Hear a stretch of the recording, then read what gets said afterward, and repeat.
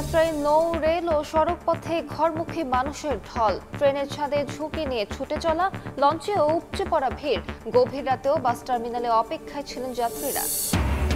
ঈদের ছুটিতে রাজধানীতে নিরাপত্তার কড়াকড়ি। গুরুত্বপূর্ণ শতাধিক স্থানে র্যাব, পুলিশের চেকপোস্ট। নিয়োজিত আছেন 10,000 সদস্য, টহল দিচ্ছে সেনাবাহিনীও। সৌদি আরবে পবিত্র ঈদ উল আজহা আজ। মিনায় পাথর নিক্ষেপের পর কোরবানি দেবেন হাজিরা। চাঁদপুর, পটুয়াখালীতে ঈদ উদযাপন করবেন কয়েক গ্রামের বাসিন্দারা।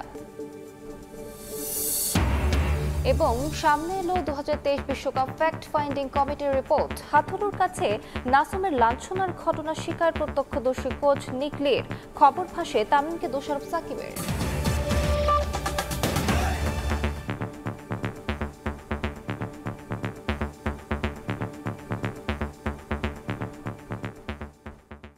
ভোরের সময় সঙ্গে আছি আমি আলিশা ইসলাম।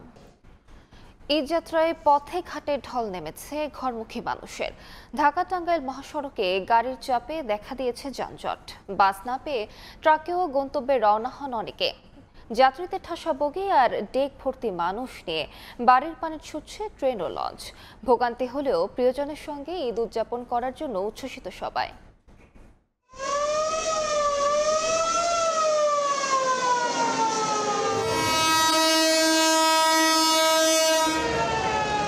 সারিবদ্ধভাবে সাজানো লঞ্চ, আছে যাত্রীদের ভিড়ও। পরিপূর্ণ হলেই ছুটে চলছে নিজ গন্তব্যে। সদরঘাট লঞ্চ টার্মিনাল কোনো উৎসব এলেই ফিরে পায় তার পুরনো জৌলুস।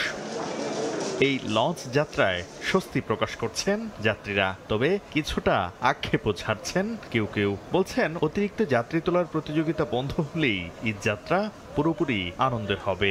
এবার এই যাত্রা খুবই ভালো লাগতেছে। টাইম মতো লঞ্চ ছেড়ে যাচ্ছে এবং প্রশাসনিক নজরদারি ভালো আছে।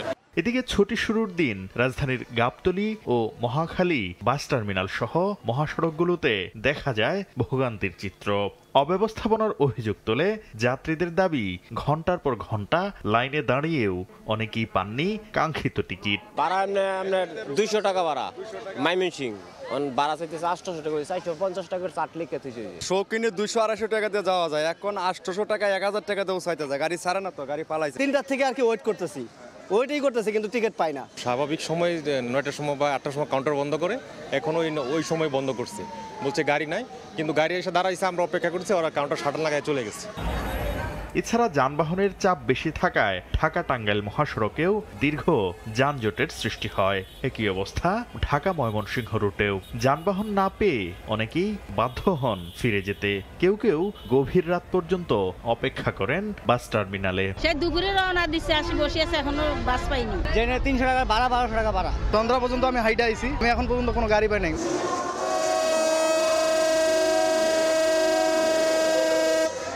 ঈদযাত্রায় সড়ক পথের তুলনায় খানিকটা স্বস্তি রেল যাত্রায়। বেশিরভাগ ট্রেনেই নির্দিষ্ট সময়ের 10 থেকে 15 মিনিটের মধ্যেই ছেড়ে যায় স্টেশন। তবে যাত্রীদের ছিল উপচে পড়া ভিড়। ভয়ানক অবস্থা, তারপরেও এখন তো যাইতে হবে, কোনো উপায় নাই ভাই। টিকিট কাটছি ভাই, টিকিট কাটার পরও আমি ঠিক পাচ্ছি না। প্রচন্ড গরম আর এই জার্নিটা অনেক কষ্টের। এক পর্যায়ে স্টেশন পরিদর্শনে আসেন রেল উপদেষ্টা। আমরা আবার নির্দেশ দিয়ে যাচ্ছি যে ছাদের উপরে যাত্রী উঠবে না এবং ওই যে জানলা দিয়ে কোনো লোক ঢুকবে না। অনলাইনে টিকিট না পাওয়া নিয়ে আক্ষেপ রয়েছে যাত্রীদের। অনেকে স্ট্যান্ডিং টিকিটে উঠছেন ছাদে, তবু বাড়ি ফেরার স্বস্তি রয়েছে ঘরমুখী মানুষের।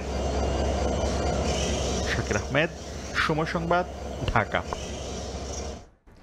ঈদ উপলক্ষে কয়েক গুণ ব্যস্ততা বেড়েছে পাটুরিয়া, দৌলতদিয়া ও আরিচা কাজিরহাট নৌরুটে। যাত্রী পারাপার নির্বিঘ্ন করতে প্রশাসন নিয়েছে নানা উদ্যোগ। চলছে লঞ্চ, ফেরি ও স্পিডবোট।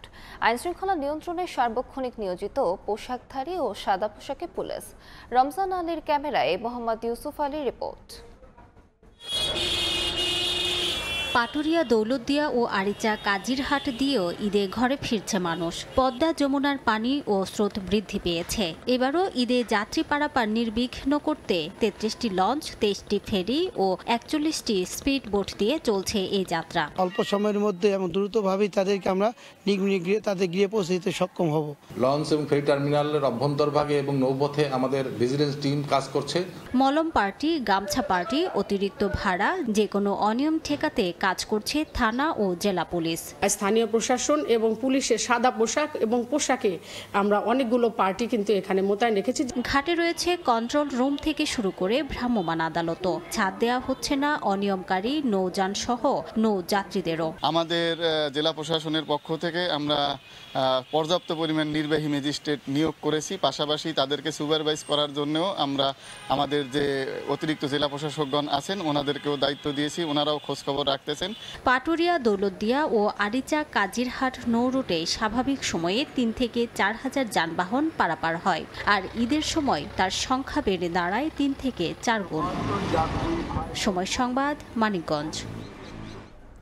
পাটুরিয়া ঘাটের সবশেষ চিত্র জানাতে মানিকগঞ্জ থেকে সরাসরি যুক্ত হচ্ছেন সহকর্মী ইউসুফ আলী। ইউসুফ, এই যে পাটুরিয়া দৌলতদিয়াটা পাটুরিয়া ঘাট এলাকায় এই মুহূর্তে কিন্তু 4 কিলোমিটার পর্যন্ত দীর্ঘ 4 কিলোমিটার পর্যন্ত দীর্ঘ যানজট রয়েছে। আমরা এখানে দেখতে পাচ্ছি যারা এখানে এসে আটকা পড়েছে বা ভোগান্তির শিকার হচ্ছে, কেউ বলছে 4 ঘন্টা 5 ঘন্টা ধরে কিন্তু এই ঘাট এলাকাতে তারা অপেক্ষা করছে। যদি বলে এইটা পাটুরিয়া ঘাট এলাকা থেকে 4 কিলোমিটার পর্যন্ত শহরটা ঘাট এলাকা এটা যানজটের একটা নাকাল হয়ে পড়েছে পাটুরিয়া ঘাট এলাকায়। জেলা প্রশাসনের সাথে আমরা যে কথা বলেছিলাম এবং বিআইডব্লিউটিসিটি এর সাথে কথা বলেছিলাম, তারা যে প্রস্তুতি রেখেছে, যে প্রস্তুতি কিন্তু আজকের যে গাড়ির যে স্রোত, সেই গাড়ির স্রোতের কাছে কিন্তু একদম সংকীর্ণ, অর্থাৎ একদম যে ফেরির সংকট, লঞ্চ সংকটের কারণে কিন্তু এইটা দুর্দশা মানুষের সৃষ্টি হয়েছে। আমরা ঘাট কর্তৃপক্ষের সাথে কথা বলেছি। ঘাট কর্তৃপক্ষ আমাদেরকে জানিয়েছে যে গত কালটা বিকাল থেকে কিন্তু এই যানবাহনের চাপ বাড়তে থাকে, অর্থাৎ 4 গুণ না, শুধু প্রায় 10 গুণ বেড়ে যায়। তখন কিন্তু যে এখানে যে 23টি ফেরি পাটুরিয়া দৌলতদিয়া এবং আরিচা কাজিরহাট রয়েছে, এই ফেরিগুলো কিন্তু যানবাহনের তুলনায় অপ্রতুল হওয়ার কারণে কিন্তু এখানে যানবাহনটা জমতে থাকে।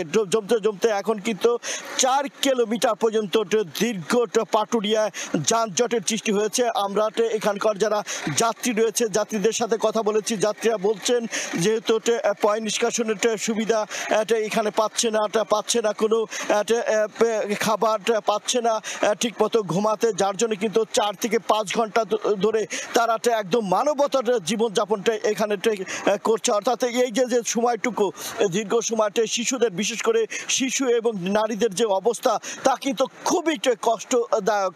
আমরা দেখেছি কাউকে কান্না করার মতো অবস্থাও কিন্তু আমরা দেখেছি, যে 4-5 ঘন্টা এই ঘাটে বসে থাকার যে কষ্ট, যে যন্ত্রণা তারা কিন্তু ভোগ করছে।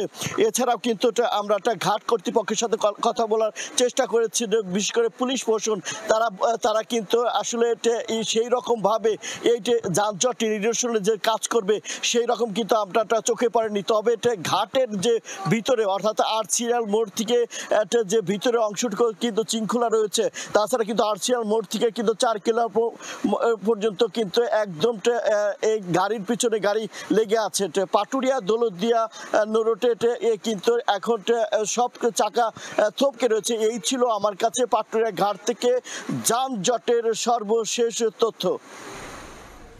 সরাসরি যুক্ত ছিলাম মানিকগঞ্জে। ঈদের ছুটিতে রাজধানীর সুরক্ষায় পুলিশ ও র্যাবের 750 টহল টিম, শতাধিক চেকপোস্ট, গুরুত্বপূর্ণ পয়েন্টে প্রতিদিন প্রায় 10,000 সদস্য নিরাপত্তার দায়িত্ব পালন করছেন। মাঠে সার্বক্ষণিক টহল দিচ্ছে সেনাবাহিনীও, কাজ করছে 1000-এর বেশি আনসার সদস্য। শপিং মল, কোরবানির পশুর হাট, লঞ্চ, বাস, ট্রেন স্টেশনে মলম পার্টি, ছিনতাইকারী ও জাল নোট কারবারির বিরুদ্ধে কঠোর অবস্থানে থাকার কথা জানিয়েছে আইনশৃঙ্খলা বাহিনী। মাসুদুর রহমান জানাচ্ছেন বিস্তারিত। ঈদুল আজহার ছুটিতে ঢাকা ছেড়ে গ্রামের বাড়িতে যাচ্ছে মানুষ। এতে কর্মব্যস্ত রাজধানী রূপ নিয়েছে শুনশান নীরবতায়। সাম্প্রতিক খুন ছিনতাইয়ের মতো ঘটনা বেড়ে যাওয়ায় ফাঁকা ঢাকায় নিরাপত্তা নিয়ে শঙ্কিত রাজধানীবাসী। ঢাকাকে নিরাপদ করতে জোর পদক্ষেপের দাবি তাদের। ফাঁকা ঢাকা মানে হচ্ছে ছিনতাই, খুন, রাহাজানি এগুলা বেড়ে যাওয়া। পুলিশ প্রশাসন যদি আরো পদক্ষেপ নেয় তাহলে নগরবাসীর জন্য অনেক ভালো। ঈদের নিরাপত্তা প্রশ্নে বসে নেই আইন শৃঙ্খলা বাহিনীও। র্যাব বলছে রাজধানীতে পোশাকে এবং সাদা পোশাকে প্রতিদিন দায়িত্ব পালন করছেন প্রায় 700 জন। নিয়মিত টহল এবং পেট্রোল যেগুলো ছিল তার সাথে আরও বেশি করে এটাকে পর্যাপ্ত পরিমাণে সংখ্যায় বাড়িয়ে আমাদের এই কার্যক্রমটাকে আরও ত্বরান্বিত করা হয়েছে। বিভিন্ন ক্রিটিক্যাল যে চোক পয়েন্টগুলো আছে ঢাকা শহরের, প্রতিটা চোক পয়েন্টে আমরা আমাদের চেকপোস্টগুলোকে বসিয়েছি। ঈদ উপলক্ষে শপিং মল, কোরবানির হাট, লঞ্চ, বাস, ট্রেন স্টেশন ঈদের জামাত ঘিরে আলাদা নিরাপত্তা ব্যবস্থা নিয়েছে ডিএমপি। পাশাপাশি ফাঁকা ঢাকায় চুরি ছিনতাই রোধে নিয়েছে বিশেষ নিরাপত্তা ব্যবস্থা। ঢাকা মহানগরী এলাকার পরিস্থিতি বিবেচনা করে আমাদের নিরাপত্তা পরিকল্পনাগুলো আমরা ইতিমধ্যে সাজিয়েছি। আশা করি গত পবিত্র ঈদুল ফিতরে মানুষ যেভাবে স্বস্তিতে, শান্তিতে এবং ধর্মীয় উৎসাহ, উদ্দীপনা, ভাব গাম্ভীর্যের সাথে ঈদ উদযাপন করতে পেরেছে, এবারও তার ব্যতিক্রম হবে না। পুলিশ ও র্যাবের পাশাপাশি মাঠে সার্বক্ষণিক টহলে থাকবে সেনাবাহিনী। লঞ্চ ও ট্রেন স্টেশনে দায়িত্ব পালন করবে 1000 আনসার সদস্য। বিশ্লেষকরা বলছেন, অপরাধ ঘটে যাওয়ার পর ব্যবস্থা নিয়ে রাজধানীকে নিরাপদ করা যাবে না। নিয়ন্ত্রণে আগে থেকে কার্যকর ভূমিকা নিতে হবে আইন শৃঙ্খলা বাহিনীকে। এই আগে থেকে কিভাবে প্রতিরোধমূলক ব্যবস্থা গ্রহণ করা যায় সেই প্রোঅ্যাক্টিভ মডেলে কাজ করতে পারলে কিন্তু একটা ইতিবাচক পরিবর্তন আসবে। অন্যথায় অপরাধীদের দৌরাত্ম্য বলুন, অপরাধীদের সুযোগটাই বাড়বে, সাধারণ মানুষ জিম্মি হবে, সাধারণ মানুষ বারবার নিরাপত্তা সংকটের মধ্যে পড়বে। ফাঁকা ঢাকাকে নিরাপদ করতে আইন শৃঙ্খলা বাহিনীকে জোরালো ভূমিকা রাখার আহ্বান বিশ্লেষকদের। মাসুদুর রহমান, সময় সংবাদ, ঢাকা। এবার কোরবানির পশুর হাটের খবর।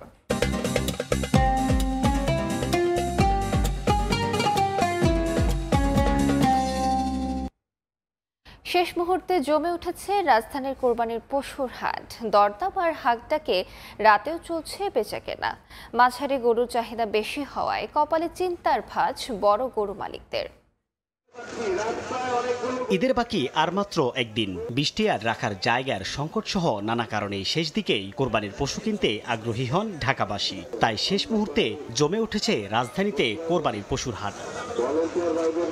উত্তরার দিয়াবাড়ির পশুর হাট ঘুরে দেখা গেছে বড় ও ছোট গরুর চাহিদা যেন তুঙ্গে। 3 থেকে 4 মনের চাহিদাই বেশি গ্রাহকদের কাছে, যা নিয়ে চলছে দর কষাকষিও। বাজারে পর্যাপ্ত পরিমাণে গরু আছে, কিন্তু কেউ জিততেছে, কেউ হাঁটতেছে, তো দামটা একটু বেশি মনে হচ্ছে আমার কাছে। 4টার সময় এখানে আসছি হাটে, ঘুরে মোটামুটি রিজনেবল প্রাইসে ছিল সব জায়গায়।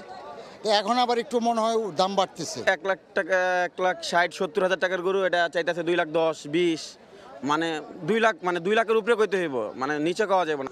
35 মন ওজনের পাবনার রাজাবাবু হোক বা 24 মন ওজনের নাটোরের কালোমানিক, বড় গরুই কপালে ভাঁজ ফেলেছে ব্যবসায়ীদের। আমাদের ফাটে যাচ্ছে। আজ থেকে 2 দিন আগে যে গরু আমাদের 300, 350 করে দাম বলছে, সেই গরু আমরা আজকে 250, 280 এই দামে বিক্রি করে দিলাম। সবকিছু মিলে আলহামদুলিল্লাহ আমরা 4-5টা বন্ধু বান্ধব মিলে 2 ট্রাক 40টা গরু নিয়ে আসছিলাম। আমরা বেচাকেনা শেষ মোটামুটি। তবে অনেকের অভিযোগ হাটে নেই পর্যাপ্ত পানি সরবরাহের ব্যবস্থা ও শৌচাগার। ইজারাদারদের দাবি পর্যাপ্ত সুযোগ সুবিধার ব্যবস্থা রেখে কার্যক্রম চালিয়ে যাচ্ছেন তারা। মেন সমস্যা হচ্ছে আপনার বাথরুমের, এখনো বাথরুমে ঢোকা যায় না, এক হাঁটু কাদু। ভোগান্তি থেকে লাঘব করার জন্য দিয়াবাড়ি হাটে, গেওরুর হাটের যে কর্তৃপক্ষ, ইজারাদার কর্তৃপক্ষ, তারা সবসময় তাদের জন্য আন্তরিকভাবে কাজ করে যাচ্ছে। তাদের কোনো সমস্যা হলে তারা সেখানে ছুটে যাচ্ছে।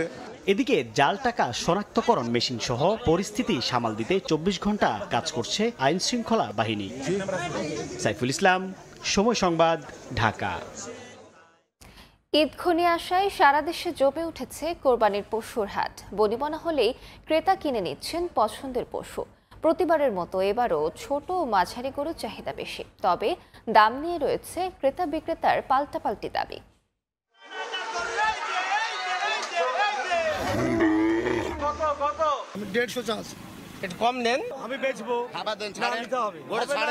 ব্যাপারী আর ক্রেতার দর কষাকষিতে জমজমাট কোরবানির পশুর হাট। দুপক্ষই কিছুটা ছাড় দিয়ে দাম চূড়ান্ত করার পরেই হচ্ছে বেচাকেনা। গ্রামগঞ্জ ও শহর বন্দরে শেষ সময়ে জমে উঠেছে পশু বেচাকেনা। বিরাট ময়দান জুড়ে সারি সারি কোরবানির পশু। নানা বয়সী মানুষের পদচারণায় মুখর হাট। দূর দূরান্ত থেকে পরিবহনে করে আসছে গবাদি পশু। ব্যাপারীরা জানান, হাটে মাঝারি ও ছোট গরুর চাহিদা সবচেয়ে বেশি। দাম করে জায়গা কম করে আর কি দাঁড়াই রয়েছে। আমার পাশে এই গরুটা বলতেছে মনে করেন 1,10,000 টাকা। এটা আমাদের একটা আইডিয়া ছিল যে 1.5 লক্ষ টাকা অথবা 1,60,000 টাকার মতো। গরু আনছিলাম আপনার 55টা, গরু রয়েছে আপনার 20টা রয়েছে। হাট ঘুরে দেখলেও শেষ দিনের অপেক্ষায় অনেকে। তাদের ধারণা শেষ সময়ে কমতে পারে গরুর দাম।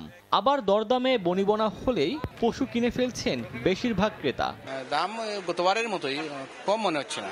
দাম হিসাবে কিন্তু কুরবানির গরুর দাম যারা চায় তারা কিন্তু অনেক বেশি চাচ্ছে, কেনার মতো মানে দাম বলার মতো চাচ্ছে না। তো এখন যে দরদামটা চাইতেছে তারা একটু যাচাই বাছাই করতেছে, দামটা একটু বেশি, কম্পারেটিভলি বেশি চাচ্ছে। আরো একদিন আছে, দেখা যাক। এদিকে ঝামেলা এড়াতে অনলাইন ও খামারে গিয়েও পশু কিনছেন অনেকে। ওমর ফারুক, সময় সংবাদ। কোরবানির পশু জবাই এবং মাংস কাটার আনুষঙ্গিক সরঞ্জাম কিনতে রাজধানীর কামারপট্টিতে ভিড় বেড়েছে ক্রেতাদের। কেউ কিনছেন নতুন চাপাতি, আবার কেউ পুরানো ছুরিতে দিয়ে দিচ্ছেন শান। কিনে নিচ্ছেন কাঠের খাট্টা, চাটাই আর পাটি। বৃষ্টির কারণে বেচাকেনা কিছুটা কম হলেও শেষ মুহূর্তে বিক্রি বাড়বে বলে আশা ব্যবসায়ীদের।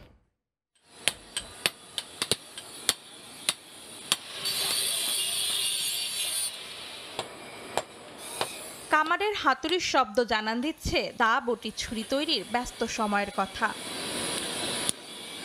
দরজায় কড়া নাড়ছে ঈদুল আজহা, তাই দম ফেলার ফুরসত নেই কামারপট্টির কারিগরদের। সকাল থেকে শুরু হয়ে কাজ চলছে গভীর রাত পর্যন্ত।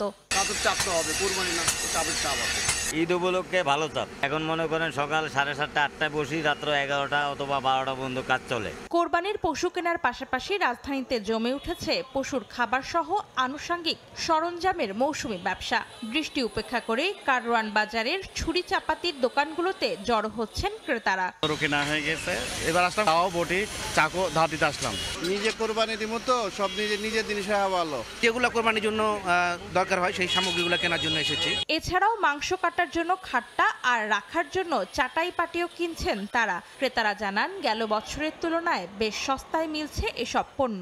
তাছাড়া কোনোভাবে কাজ হয় না, এগুলো লাগবেই, দাম যেমনই হোক নিতে হবে। অন্য বছরের অনুযায়ী এবার সবকিছুর দাম মোটামুটি কম। দামও আগের তুলনায় এবার কম নিতে পারতেছে, আমাদের কেনাও কম আছে। এদিকে বৃষ্টির কারণে বেচা কেনায় কিছুটা ভাটা পড়লেও ব্যবসায়ীদের আশা পরিস্থিতি স্বাভাবিক হলে বাড়বে বিক্রি। আল্লাহর মধ্যে খুব ভালোই আছে, খারাপ না। অনেক বেশি মাল আরো আশা করি একদিন আছে বিক্রি করতে পারবো আশা করি। ঈদের আগের দিন চাঁদরাত্রে বেচা কিনা ভালো মন্দ বোঝা যাবে, আর আগে কিছু ভালো মন্দ বোঝা যাইতেছে না। কোরবানির জন্য কেনা পছন্দের পশুটির সাজসজ্জার দিকেও নজর দিচ্ছেন ক্রেতারা। অন্তরা সেন, সময় সংবাদ, ঢাকা।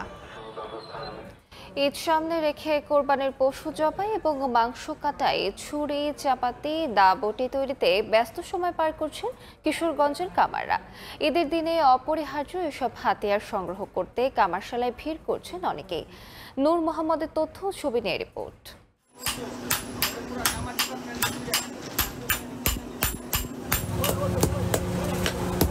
কেউ চুলায় লোহা গরম করছেন, কেউ হাতুড়ি দিয়ে পিটিয়ে সেই লোহায় তৈরি করছেন দা চাপাতি, কেউ আবার শানিত করছেন পুরানো যন্ত্র। ঈদের দিন পশু কোরবানিতে লোহার তৈরি দা, ছুরি, বটি, চাপাতি, কুড়াল সহ নানা ধাতব হাতিয়ারের প্রয়োজন। শেষ সময়ে এসে ব্যস্ততা বেড়েছে কামার শিল্পীদের। কিশোরগঞ্জ শহরের পুরান থানা ও বড়বাজার এলাকার কামারদের যেন দম ফেলার ফুরসত নেই। ভোর থেকে গভীর রাত পর্যন্ত চলছে কর্মযজ্ঞ। পুরাতন হাতিয়ার শান দিতে ও নতুন হাতিয়ার কিনতে কামারপাড়ায় ভিড় করছেন বিভিন্ন এলাকার মানুষ। কাটাকাটির জন্য এবং কোরবানি গরুর হাড্ডি এবং চামড়া ছেড়ানোর জন্য ছুরিগুলি এবং চাকু এগুলো এখান থেকে আমরা নিয়ে থাকি। এখন আসছে একটা চাপাতি বানানোর জন্য, অর্ডার দিয়েছি 500, 600, 700, অনেক সময় বেশিও হয়। কারিগররা জানান সারা বছর খুব একটা কাজ না থাকলেও কোরবানির ঈদকে সামনে রেখে ব্যস্ততা বাড়ে। মাংস কাটার ছুরি 250 থেকে 350 টাকা, দা 300 থেকে 400 টাকা, বটি 350 থেকে 600 টাকায় বিক্রি হচ্ছে। কোরবানির ঈদটা আসলে একটু কাজ চাপটা বাড়ে, কাস্টমার চাই আমরা একটু ভালো জিনিস দেওয়ার জন্য।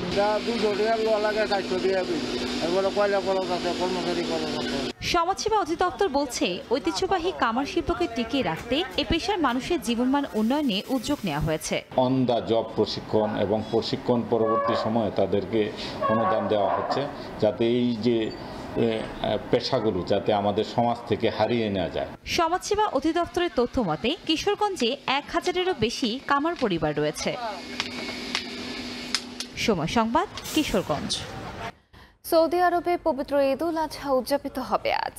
এদিকে হজের তৃতীয় দিনে আরাফাত ময়দান থেকে মুজদালিফায় অবস্থান করবেন হাজিরা। এরপর জামারায় পাথর নিক্ষেপের জন্য যাবেন মিনায়। পাথর নিক্ষেপের পর কোরবানি শেষে মাথা মুন্ডন করে ইহরাম খুলবেন হাজিরা। বিস্তারিত মুফতি আব্দুল্লাহ তামিমের রিপোর্টে।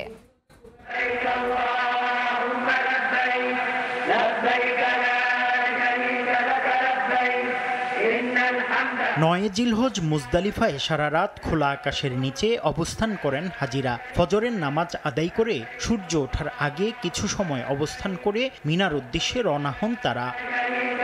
10 জিলহজ সকালে মুজদালিফা থেকে মিনায় এসেই বড় জামারাতে জোহরের আগেই 60টি কঙ্কর নিক্ষেপ করেন হাজিরা। বড় জামারাতে কঙ্কর নিক্ষেপ করেই হাজিরা মিনায় কোরবানির পশু জবাই করেন। এক্ষেত্রে যারা ব্যাংকের মাধ্যমে কোরবানি করবেন তারা ব্যাংকের লোকদের কাছ থেকে মাথা হলক করার নির্দিষ্ট সময় জেনে নেন। কোরবানির পরপরই মাথা হলক করার মাধ্যমে হজের ইহরাম থেকে হালাল হবেন হাজিরা। মাথা মুন্ডনের মাধ্যমে হাজি ইহরামের কাপড় পরিবর্তন করা সহ সব সাধারণ কাজ করতে পারলেও স্ত্রী সহবাস থেকে বিরত থাকতে হবে। মুফতি আব্দুল্লাহ তামিম, সময় সংবাদ। এদিকে সৌদি আরবের সঙ্গে মিল রেখে আজ চট্টগ্রাম, চাঁদপুর ও পটুয়াখালী সহ দেশের বিভিন্ন এলাকায় পবিত্র ঈদ উল আজহা উদযাপিত হবে। এরই মধ্যে ঈদ উদযাপনের জন্য সব প্রস্তুতি সম্পন্ন করা হয়েছে এসব এলাকায়। সকালে 8টা থেকে শুরু হবে ঈদের জামাত। নামাজ শেষে একে অপরের সঙ্গে কুশল বিনিময় করবেন ধর্মপ্রাণ মুসল্লিরা। প্রায় 2 শতাব্দী আগে সুফি সাধক মোখলেসুর রহমান রহমতুল্লাহি আলাইহি এই রীতির প্রবর্তন করেন। তখন থেকে এই দরবারের অনুসারীরা হানাফি মাযহাবের অনুসারী হওয়া সত্ত্বেও চাঁদ দেখা ও ধর্মীয় উৎসব পালনের ক্ষেত্রে সৌদি আরবকে অনুসরণ করে আসছেন। সেই ধারাবাহিকতায় রোজা, ঈদ উল ফিতর ও ঈদ উল আজহা একদিন আগেই পালন করা হয় এসব এলাকায়। জাতীয় ঈদগাহ ময়দানে সকাল 7:30টায় অনুষ্ঠিত হবে ঈদ উল আজহার প্রধান জামাত। তবে বৃষ্টি হলে আধা ঘন্টা পরে 8টায় হবে জাতীয় মসজিদ বায়তুল মোকাররমে। এদিকে আবহাওয়া অফিস দিচ্ছে সুখবর, ঈদের দিন ঢাকায় বৃষ্টির সম্ভাবনা নেই। বৈরী আবহাওয়ায় পড়তে পারে সিলেট ও চট্টগ্রাম বিভাগ। কখনো বৃষ্টি, কখনো ভ্যাপসা গরম, এর মধ্যেই চলছে ঘরে ফেরা, কোরবানির কেনাকাটা ও ঈদের প্রস্তুতি। বৃহস্পতিবার সকালে জাতীয় ঈদগাহ ময়দান পরিদর্শনে আসেন ঢাকা দক্ষিণ সিটি কর্পোরেশনের প্রশাসক। জানান, এবার ঈদ উল আজহার প্রথম জামাত অনুষ্ঠিত হবে সকাল 7:30টায় জাতীয় ঈদগাহ ময়দানে। বৃষ্টিসহ আবহাওয়া খারাপ হলে আধা ঘন্টা পিছিয়ে এই জামাত হবে জাতীয় মসজিদ বায়তুল মোকাররমে সকাল 8টায়। এ সময় কোরবানির 12 ঘন্টার মধ্যে পশুর বর্জ্য অপসারণ করা হবে বলে জানান ঢাকা দক্ষিণ সিটির প্রশাসক। বিকাল থেকেই আমাদের বর্জ্য ব্যবস্থাপনা কার্যক্রম শুরু হবে। আমাদের কমিটমেন্ট যে 12 ঘন্টার ভিতরে আমরা এই ময়লা পরিষ্কার করব এবং আমাদের এই ময়লা পরিষ্কারের জন্য প্রায় 10,000-এর অধিক আমাদের কর্মী আমরা প্রস্তুত রেখেছি। বৈরী আবহাওয়া মাথায় রেখে সিটি কর্পোরেশন প্রস্তুতি নিলেও আবহাওয়া অফিস অবশ্য দিচ্ছে সুখবর। ঈদের দিন বৃষ্টির পূর্বাভাস নেই ঢাকা সহ দেশের উত্তর দক্ষিণ পূর্বাঞ্চলে। তবে সিলেট ও চট্টগ্রামের কোথাও কোথাও হতে পারে বৃষ্টি, বলছে আবহাওয়া অফিস। ঈদের দিন থেকে বৃষ্টিপাত অনেকটাই কমে যাবে, শুধুমাত্র চট্টগ্রাম এবং সিলেট বিভাগে কিছুটা বৃষ্টিপাতের সম্ভাবনা আছে, এছাড়া অন্যত্র বৃষ্টিপাতের সম্ভাবনা নেই বললেই চলে। বৃষ্টিহীন আবহাওয়া থাকবে ঈদের পর আরও 2 দিন। তবে এ সময় তাপমাত্রা বৃদ্ধি ও জলীয় বাষ্পের কারণে জনমনে বাড়বে অস্বস্তি। কামরুল হাসান সবুজ, সময় সংবাদ, ঢাকা। ঈদ উল আজহার নামাজের জামাতের জন্য প্রস্তুত হচ্ছে দিনাজপুরের গোরের শহীদ ও কিশোরগঞ্জের শোলাকিয়া ঈদগাহ ময়দান। এছাড়া বিভাগীয় শহরগুলোতেও তৈরি হচ্ছে প্রধান ঈদ জামাতের স্থান। বৃষ্টির পূর্বাভাস থাকায় বিকল্প হিসেবে প্রস্তুত রাখা হয়েছে কেন্দ্রীয় মসজিদগুলো। আগামীকাল ঈদ উল আজহা, ঈদের নামাজের জন্য সারা দেশে প্রস্তুত হচ্ছে ঈদগাহ ময়দানগুলো। প্রস্তুত হচ্ছে দেশের সর্ববৃহৎ ঈদের জামাত দিনাজপুর ঐতিহাসিক গৌরে শহীদ কেন্দ্রীয় ঈদগাহ ময়দান। 23 একর জমি নিয়ে বিস্তৃত মাঠটিতে নামাজ আদায়ের জন্য সারা দেশ থেকে মুসল্লিরা আসেন। তাদের শান্তিপূর্ণভাবে ইবাদতের ব্যবস্থা করতে নানা সুবিধা রাখছে কর্তৃপক্ষ। রয়েছে 3 স্তরের নিরাপত্তা। ভারী বৃষ্টির কারণে ঈদগাহ ময়দানে নামাজ আদায়ে সমস্যা হলে বিকল্প হিসেবে প্রস্তুত রাখা হয়েছে দিনাজপুর কেন্দ্রীয় মসজিদ। ঈদের প্রথম নামাজ অনুষ্ঠিত হবে সকাল 8:30টায়। ইমামতি করবেন মাওলানা মোহাম্মদ মাহফুজুর রহমান। এদিকে ঈদুল আজহার 198তম জামায়াতের জন্য প্রস্তুত করা হচ্ছে দেশের দ্বিতীয় বৃহৎ কিশোরগঞ্জের ঐতিহাসিক শোলাকিয়া ঈদগাহ ময়দান। সকাল 9টায় মুফতি আবুল খায়ের মোহাম্মদ সাইফুল্লাহর ইমামতিতে অনুষ্ঠিত হবে ঈদের জামাত। 6 একর আয়তনের ঈদগাহে 4 স্তরের নিরাপত্তায় কাজ করছেন বিপুল সংখ্যক পুলিশ, র্যাব ও বিজিবি সদস্য। এছাড়া সব বিভাগে প্রস্তুত করা হচ্ছে প্রধান ঈদ জামায়াতের স্থান। শনিবার সকাল 7:30টায় চট্টগ্রামে প্রধান ঈদ জামাত অনুষ্ঠিত হবে জমিয়তুল ফালাহ জাতীয় মসজিদ মাঠে। একই সময়ে রংপুর কেন্দ্রীয় কালেক্টর ঈদগাহ ময়দান, খুলনা নগরীর সার্কিট হাউস মাঠ, ময়মনসিংহের আঞ্জুমান ঈদগাহ মাঠ, বরিশাল হেমায়েত উদ্দিন ঈদগাহ ময়দান, রাজশাহীর শাহ মখদুম রহমতুল্লাহ আল্লাহ কেন্দ্রীয় ঈদগাহ ময়দানে ঈদুল আজহার প্রধান জামাত অনুষ্ঠিত হবে। আর সকাল 8টায় সিলেটের শাহী ঈদগাহে ঈদুল আজহার প্রধান জামাত হওয়ার কথা রয়েছে। সর্দার মোহাম্মদ আরিফ, সময় সংবাদ। ঈদের লম্বা ছুটিতে সিলেটে বেড়াতে আসা পর্যটকদের জন্য প্রস্তুত হোটেল, মোটেল, রিসোর্ট। অনুকূল পরিবেশ থাকায় এবার অন্তত 5 লাখ পর্যটক সিলেট বেড়াতে আসবেন বলে আশা পর্যটক সংশ্লিষ্টদের। আর পর্যটকদের নিরাপত্তায় পর্যটন পুলিশ বাড়তি ব্যবস্থা নিয়েছে। ইকরামুল কবিরের রিপোর্ট, ছবি তুলেছেন নওশাদ আহমদ চৌধুরী। বিশাল পাহাড় বেয়ে নেমে আসা পাথরের সঙ্গে স্বচ্ছ পানির কলতান উপভোগ করতে পর্যটকরা বারবার ছুটে আসেন সিলেট। জাফলং, সাদা পাথর, বিছনাকান্দি, রাতারগুল, মাধবকুণ্ড দেশ বিদেশের পর্যটকদের আকর্ষণীয় পর্যটন স্পট। বিভাগ জুড়ে প্রাকৃতিকভাবে গড়ে ওঠা পর্যটন কেন্দ্রগুলো পর্যটকদের প্রিয় স্থান।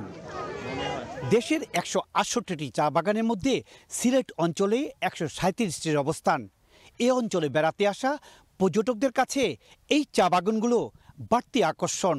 হযরত শাহজালাল রহমতুল্লাহি আলাইহির মাজারকে কেন্দ্র করে সিলেটে গড়ে উঠেছে পর্যটন অঞ্চল। পর্যটন শিল্পের উন্নয়ন ও সম্ভাবনা নিয়ে সম্প্রতি হয়ে গেল সিলেট বিভাগীয় কর্মশালা। সংশ্লিষ্ট সকলে পর্যটন শিল্পের উন্নয়নে সড়ক অবকাঠামো উন্নয়নের কথা বলেন। এক্সপ্লোর করতে গিয়ে যেটা হচ্ছে যে এগুলো আপনার মানুষ খেয়াল করতেছে, অচেতনভাবেই দূষণ করতেছে। এই ক্ষেত্রে খুব প্রয়োজন যে তাকে সচেতন করা। ঈদের ছুটিতে বিপুল সংখ্যক পর্যটক বরণে প্রস্তুত রয়েছে হোটেল, মোটেল, রিসোর্ট এবং পরিবহন সেক্টর। আর পর্যটকদের নিরাপত্তায় ট্যুরিস্ট পুলিশ রয়েছে সতর্ক অবস্থায়। ট্যুরিস্ট পুলিশ হেডকোয়ার্টারের নির্দেশনায় আমরা কিছু অতিরিক্ত টহল টিম রেডি করেছি যাতে পর্যটন নিরাপত্তা নিশ্চিত করতে পারে। ট্যুরিজম পুলিশ আমাদের নিরাপত্তার ব্যাপারে আমরা কিন্তু যথেষ্ট তাদের সাথে যোগাযোগ করে রেখেছি। সিলেট অঞ্চলে 5 শতাধিক ভালো মানের হোটেল, মোটেল, রিসোর্ট ও রেস্ট হাউস রয়েছে। ইকরামুল কবির, সময় সংবাদ, সিলেট। চট্টগ্রামে 6 থেকে 8 ঘন্টার মধ্যে কোরবানির বর্জ্য অপসারণ করা হবে বলে জানিয়েছেন সিটি মেয়র শাহাদাত হোসেন। বৃহস্পতিবার নগরের জমিয়াতুল ফালাহ মসজিদে ঈদ জামাতের মাঠ পরিদর্শন করতে গিয়ে তিনি এই কথা বলেন। জানান, বর্জ্য নিয়ে নগরবাসীর অভিযোগ শুনতে কন্ট্রোল রুম রাখা হয়েছে। ফোন করলেই সঙ্গে সঙ্গে গিয়ে ময়লা আবর্জনা পরিষ্কার করবেন কর্মীরা।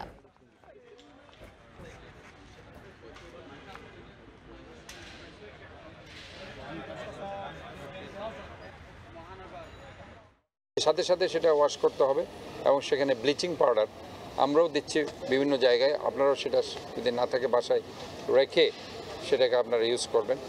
এবং আমরা আশা করছি 6 থেকে 8 ঘন্টার মধ্যেই ইনশাল্লাহ আমরা চট্টগ্রাম শহরের এই পরিষ্কার পরিচ্ছন্নতা অভিযান আমরা চালাবো এবং সেটা আমরা কমপ্লিট করব।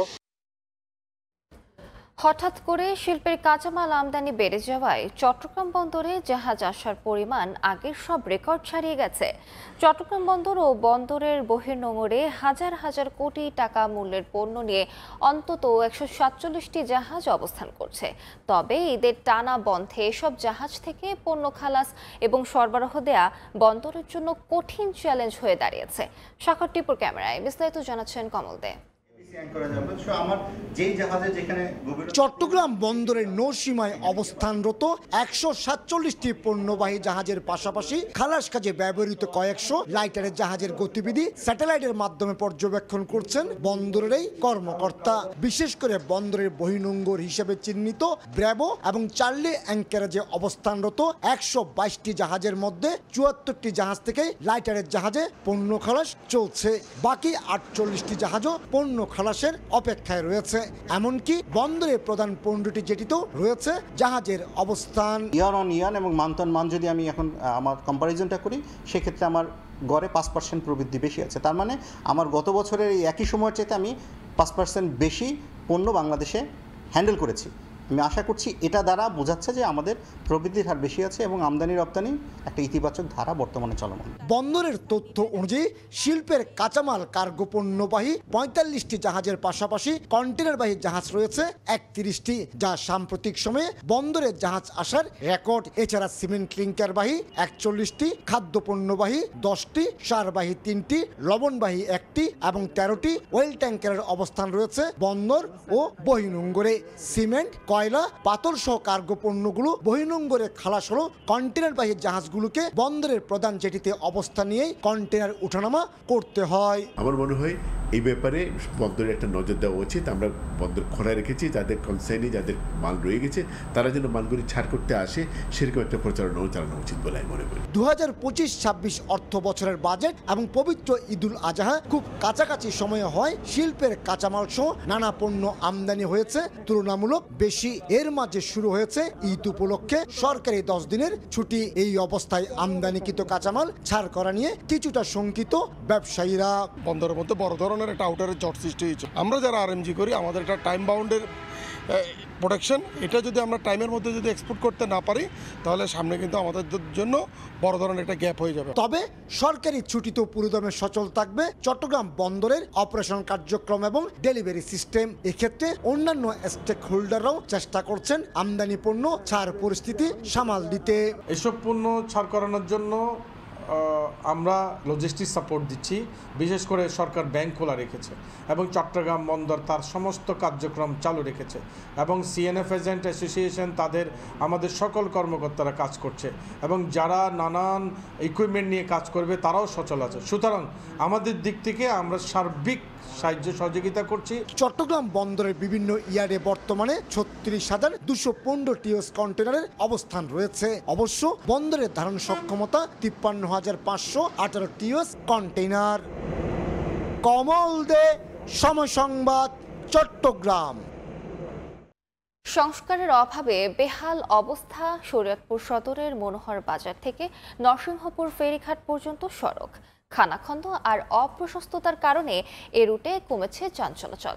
বিআইডব্লিউটিসির তথ্য অনুযায়ী সরকার শরীয়তপুর চাঁদপুর ফেরিঘাট থেকে মাসে রাজস্ব হারাচ্ছে প্রায় 2 কোটি টাকা। অবশ্য সড়কটি সংস্কার করার আশ্বাস দিয়েছে সড়ক বিভাগ।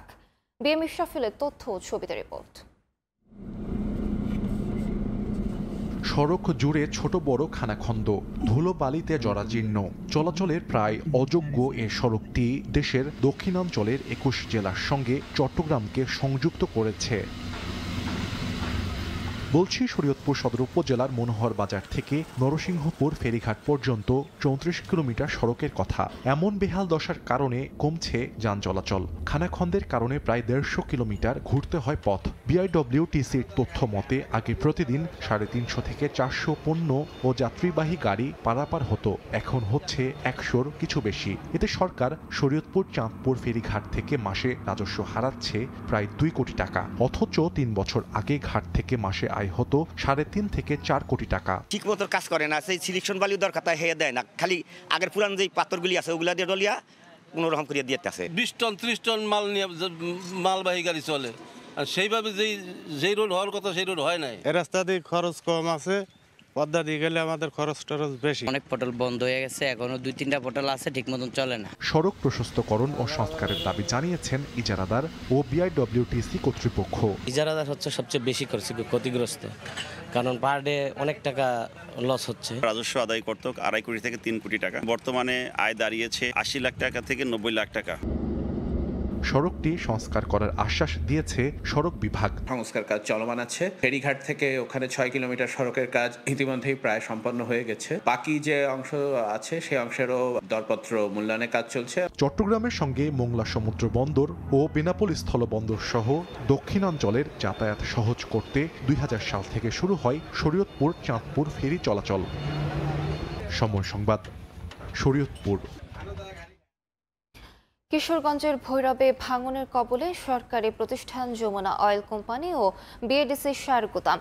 মেঘনা নদীর ভাঙন কবলিত এলাকায় 25,000 বালু ভর্তি জিও ব্যাগ ফেলার কার্যাদেশ দেওয়া হলেও তা কার্যকর হচ্ছে না বলে দাবি স্থানীয়দের। তবে পানি উন্নয়ন বোর্ডের কর্মকর্তা জানিয়েছেন দ্রুতই ব্যবস্থা নেওয়া হবে। মোহাম্মদ ফজলুর রহমানের তথ্য ও ছবিতে রিপোর্ট। ভাঙনের হুমকিতে সরকারি প্রতিষ্ঠান যমুনা অয়েল কোম্পানি ও বিএডিসি সার গুদাম। স্থানীয়রা জানান 2024 সালের আগস্টে কিশোরগঞ্জের ভৈরবের মেঘনা নদী তীরবর্তী যমুনা অয়েল কোম্পানি এলাকায় ভাঙন শুরু হয়। একে একে কোম্পানির সাইড ওয়াল, প্রতিরক্ষা বাঁধ ও পাশের বিএডিসি সার গোডাউনের সামনে 19টি দোকান সহ বিলীন হয় বাইপাস সড়কের একাংশ। ভাঙন রোধে পানি উন্নয়ন বোর্ড 25,000 জিও ব্যাগ ও জিও টিউব ফেলে। পরে বর্ষা মৌসুমের আগেই 25,000 জিও ব্যাগ ফেলার কার্যাদেশ দেওয়া হয় দুটি ঠিকাদারি প্রতিষ্ঠানকে, কিন্তু বাস্তবায়নে ধীরগতির কারণে ক্ষুব্ধ স্থানীয়রা। স্থায়ী একটা বাঁধ দেওয়ার জন্য আমরা সবসময় আবেদন করে আসতেছি। পানি উন্নয়ন বোর্ড আজকে ফেলবে, কালকে ফেলবে, এরকম করে করে আমাদেরকে শুধু অপেক্ষায় রাখতেছি। বালু কবে কোথায় কখন ফেলাবো এখন আমরা বলতে পারতেছি না। আমরা আতঙ্কার মধ্যে আছি, কোন সময় এটা ভাঙে পড়ে লয়ে জায়গা নদীতে।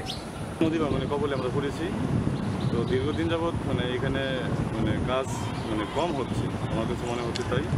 আর পানি উন্নয়ন বোর্ড এ ব্যাপারে পদক্ষেপ নিচ্ছে বা কাজের খুব ধীরগতি চলছে। খুব দ্রুত গতিতে এগুলো না ফেললে এইগুলো হয়তো পানির নিচে চলে যাবে এবং আমাদের প্রোটেকশনটাও ঠিক মতো হবে না। তবে দ্রুতই জিও ব্যাগ ফেলে কাজ শেষ করার আশ্বাস উপজেলা নির্বাহী কর্মকর্তার। ইতিমধ্যে আমাদের পানি উন্নয়ন বোর্ডের সংশ্লিষ্ট কর্মকর্তাদের সাথে আমাদের আলোচনা হয়েছে। তারা আমাদেরকে আশ্বস্ত করেছেন যে সর্বোচ্চ যে তাদের করণীয় সেটি তারা করবেন এবং আমরা সেটাই তাদের কাছ থেকে প্রত্যাশা যে আমরা সম্মিলিতভাবে আমাদের এখানে যাতে আর কোনো ক্ষয়ক্ষতি না হয় সেই বিষয়ে আমরা সচেষ্ট ভূমিকা। 1,25,00,000 টাকায় 25,000 বালু ভর্তি জিও ব্যাগ ফেলার কার্যাদেশ হয়। সময় সংবাদ, ভৈরব। জিআই পণ্যের স্বীকৃতি পাওয়া নরসিংদীর লটকনের উৎপাদন কমেছে। এতে হতাশ হয়ে পড়েছেন জেলার চাষিরা। উৎপাদন না বাড়ায় রফতানির পরিমাণ কমারও শঙ্কায় তারা। মাহমুদুল হাসান মাহফুজের ছবিতে আশিকুর রহমান পিয়ালের পাঠানো রিপোর্ট। নরসিংদীর বাগানে বাগানে শোভা পাচ্ছে সদ্য জিআই পণ্যের স্বীকৃতি পাওয়া লটকন ফল। ঔষধি গুণ থাকায় চাহিদা তুলনামূলক বেশি। এদিকে ভালো দাম পাওয়ায় চাষিরা আগ্রহী হচ্ছেন লটকন চাষে। তবে বৈরী আবহাওয়ায় ফলন নেমেছে অর্ধেকে।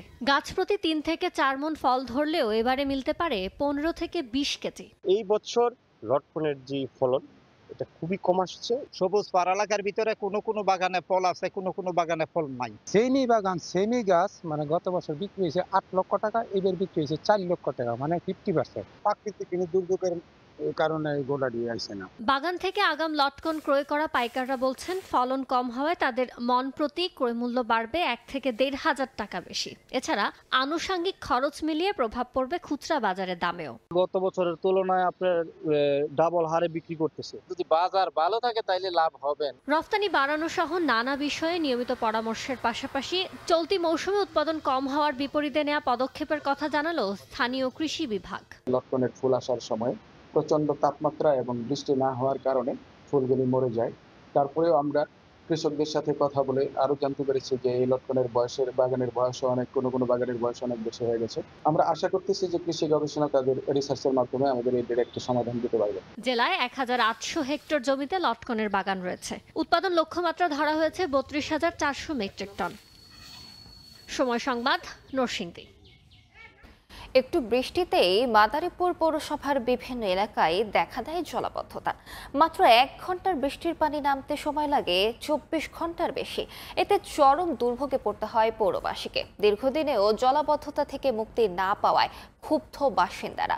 যদিও সমস্যা সমাধানে নানা পদক্ষেপের কথা জানান পৌর প্রশাসক। সঞ্জয় কর্মকার অভিজিতের রিপোর্ট, ছবি তুলেছেন শাহাদাত আকন। মাদারীপুর পৌরসভার পুরানবাজার যাত্রার মাঠ একটু বৃষ্টিতে তলিয়ে আছে এখানকার সড়ক ও তার আশপাশের এলাকা। বৃষ্টির পানি নামতে না পারায় চরম দুর্ভোগে বাসিন্দারা। একই অবস্থা হামিদ আকন্দ সড়ক, ডাক্তার অখিল বন্ধু সড়ক, শহীদ মানিক সড়ক, মন্টু ভূঁইয়া সড়ক, শহীদ বাচ্চু সড়ক সহ অধিকাংশ সড়কের বৃষ্টি হলেই সড়কগুলোতে দেখা দেয় জলাবদ্ধতা। মাত্র 1 ঘন্টার বৃষ্টির পানি নামতে লাগে 24 ঘন্টার বেশি সময়। কয়েক বছর ধরে এই অবস্থা চললেও উদাসীন কর্তৃপক্ষ। দ্রুত সমস্যার সমাধান চান পৌরবাসী। আমাদের এই জায়গায় জলাবদ্ধতা হয়ে যায়, আমরা ঠিক মতো যাওয়া আসা করতে পারি না গাড়িতে আসার আগে। অবস্থা ভালো না, বৃষ্টি 1 ঘন্টা হলে 7 ঘন্টা পানি চলাচলের সমস্যা।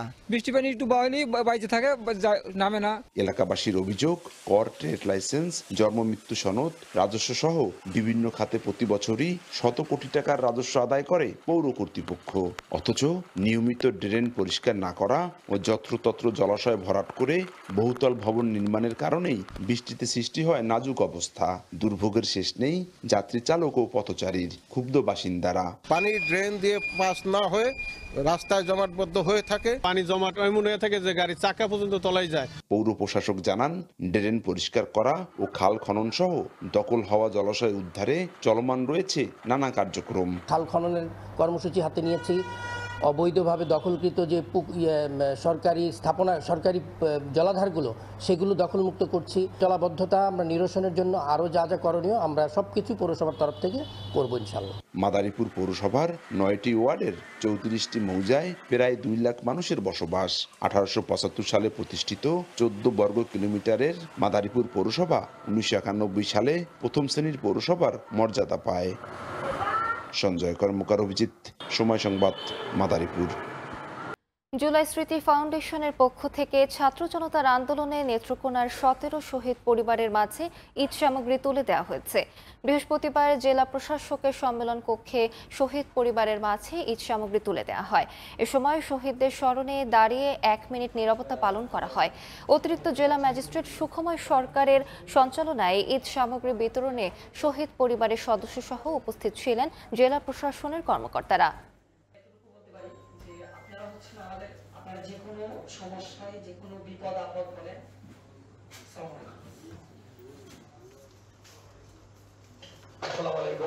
আমরা বেশ কিছু জায়গায় যাওয়া এবং